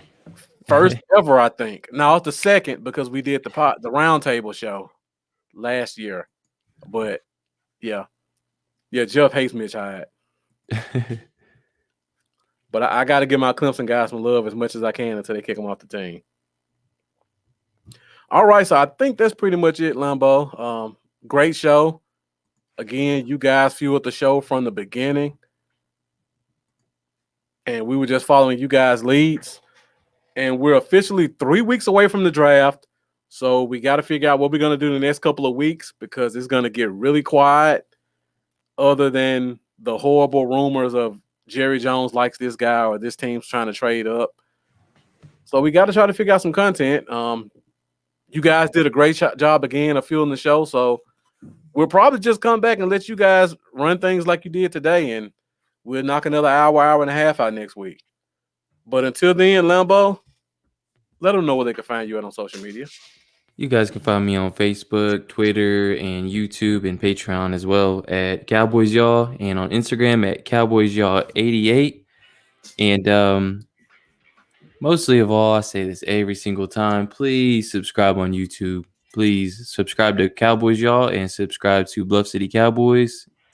It means the world to us, guys, and we greatly appreciate it. Thanks, guys. All right, guys, you can find me on Facebook, Bluff City Cowboys, Instagram. I'm not active there, but if you want to find me, it's Bluff City Cowboys. YouTube, Bluff City Cowboys as well. And on Twitter, it's Bluff Cowboys. Like Lambo said, let's get those subscribers up. Let's get those subscriptions up on YouTube. Every time you guys click that button, it helps us out tremendously. We'll see you guys next Thursday, same time, 7:30 Central Standard Time. We may bring in a special guest to talk about some Cowboy stuff, or it may just be me and Lambo and you guys with your great comments as well, because you guys are the best guests that we can book. Definitely. You know what I might start doing too is where my wife runs this boutique and I can make the Cowboy Zone shirts. I might start just giving out Cowboy Zone shirts once we reach a certain level of subscribers on our YouTubes. Yeah, definitely. I'm all for that. So until then, thank you guys for watching again. I'm Marcus. This is Lambo, and we are out. Have a good night. See y'all later.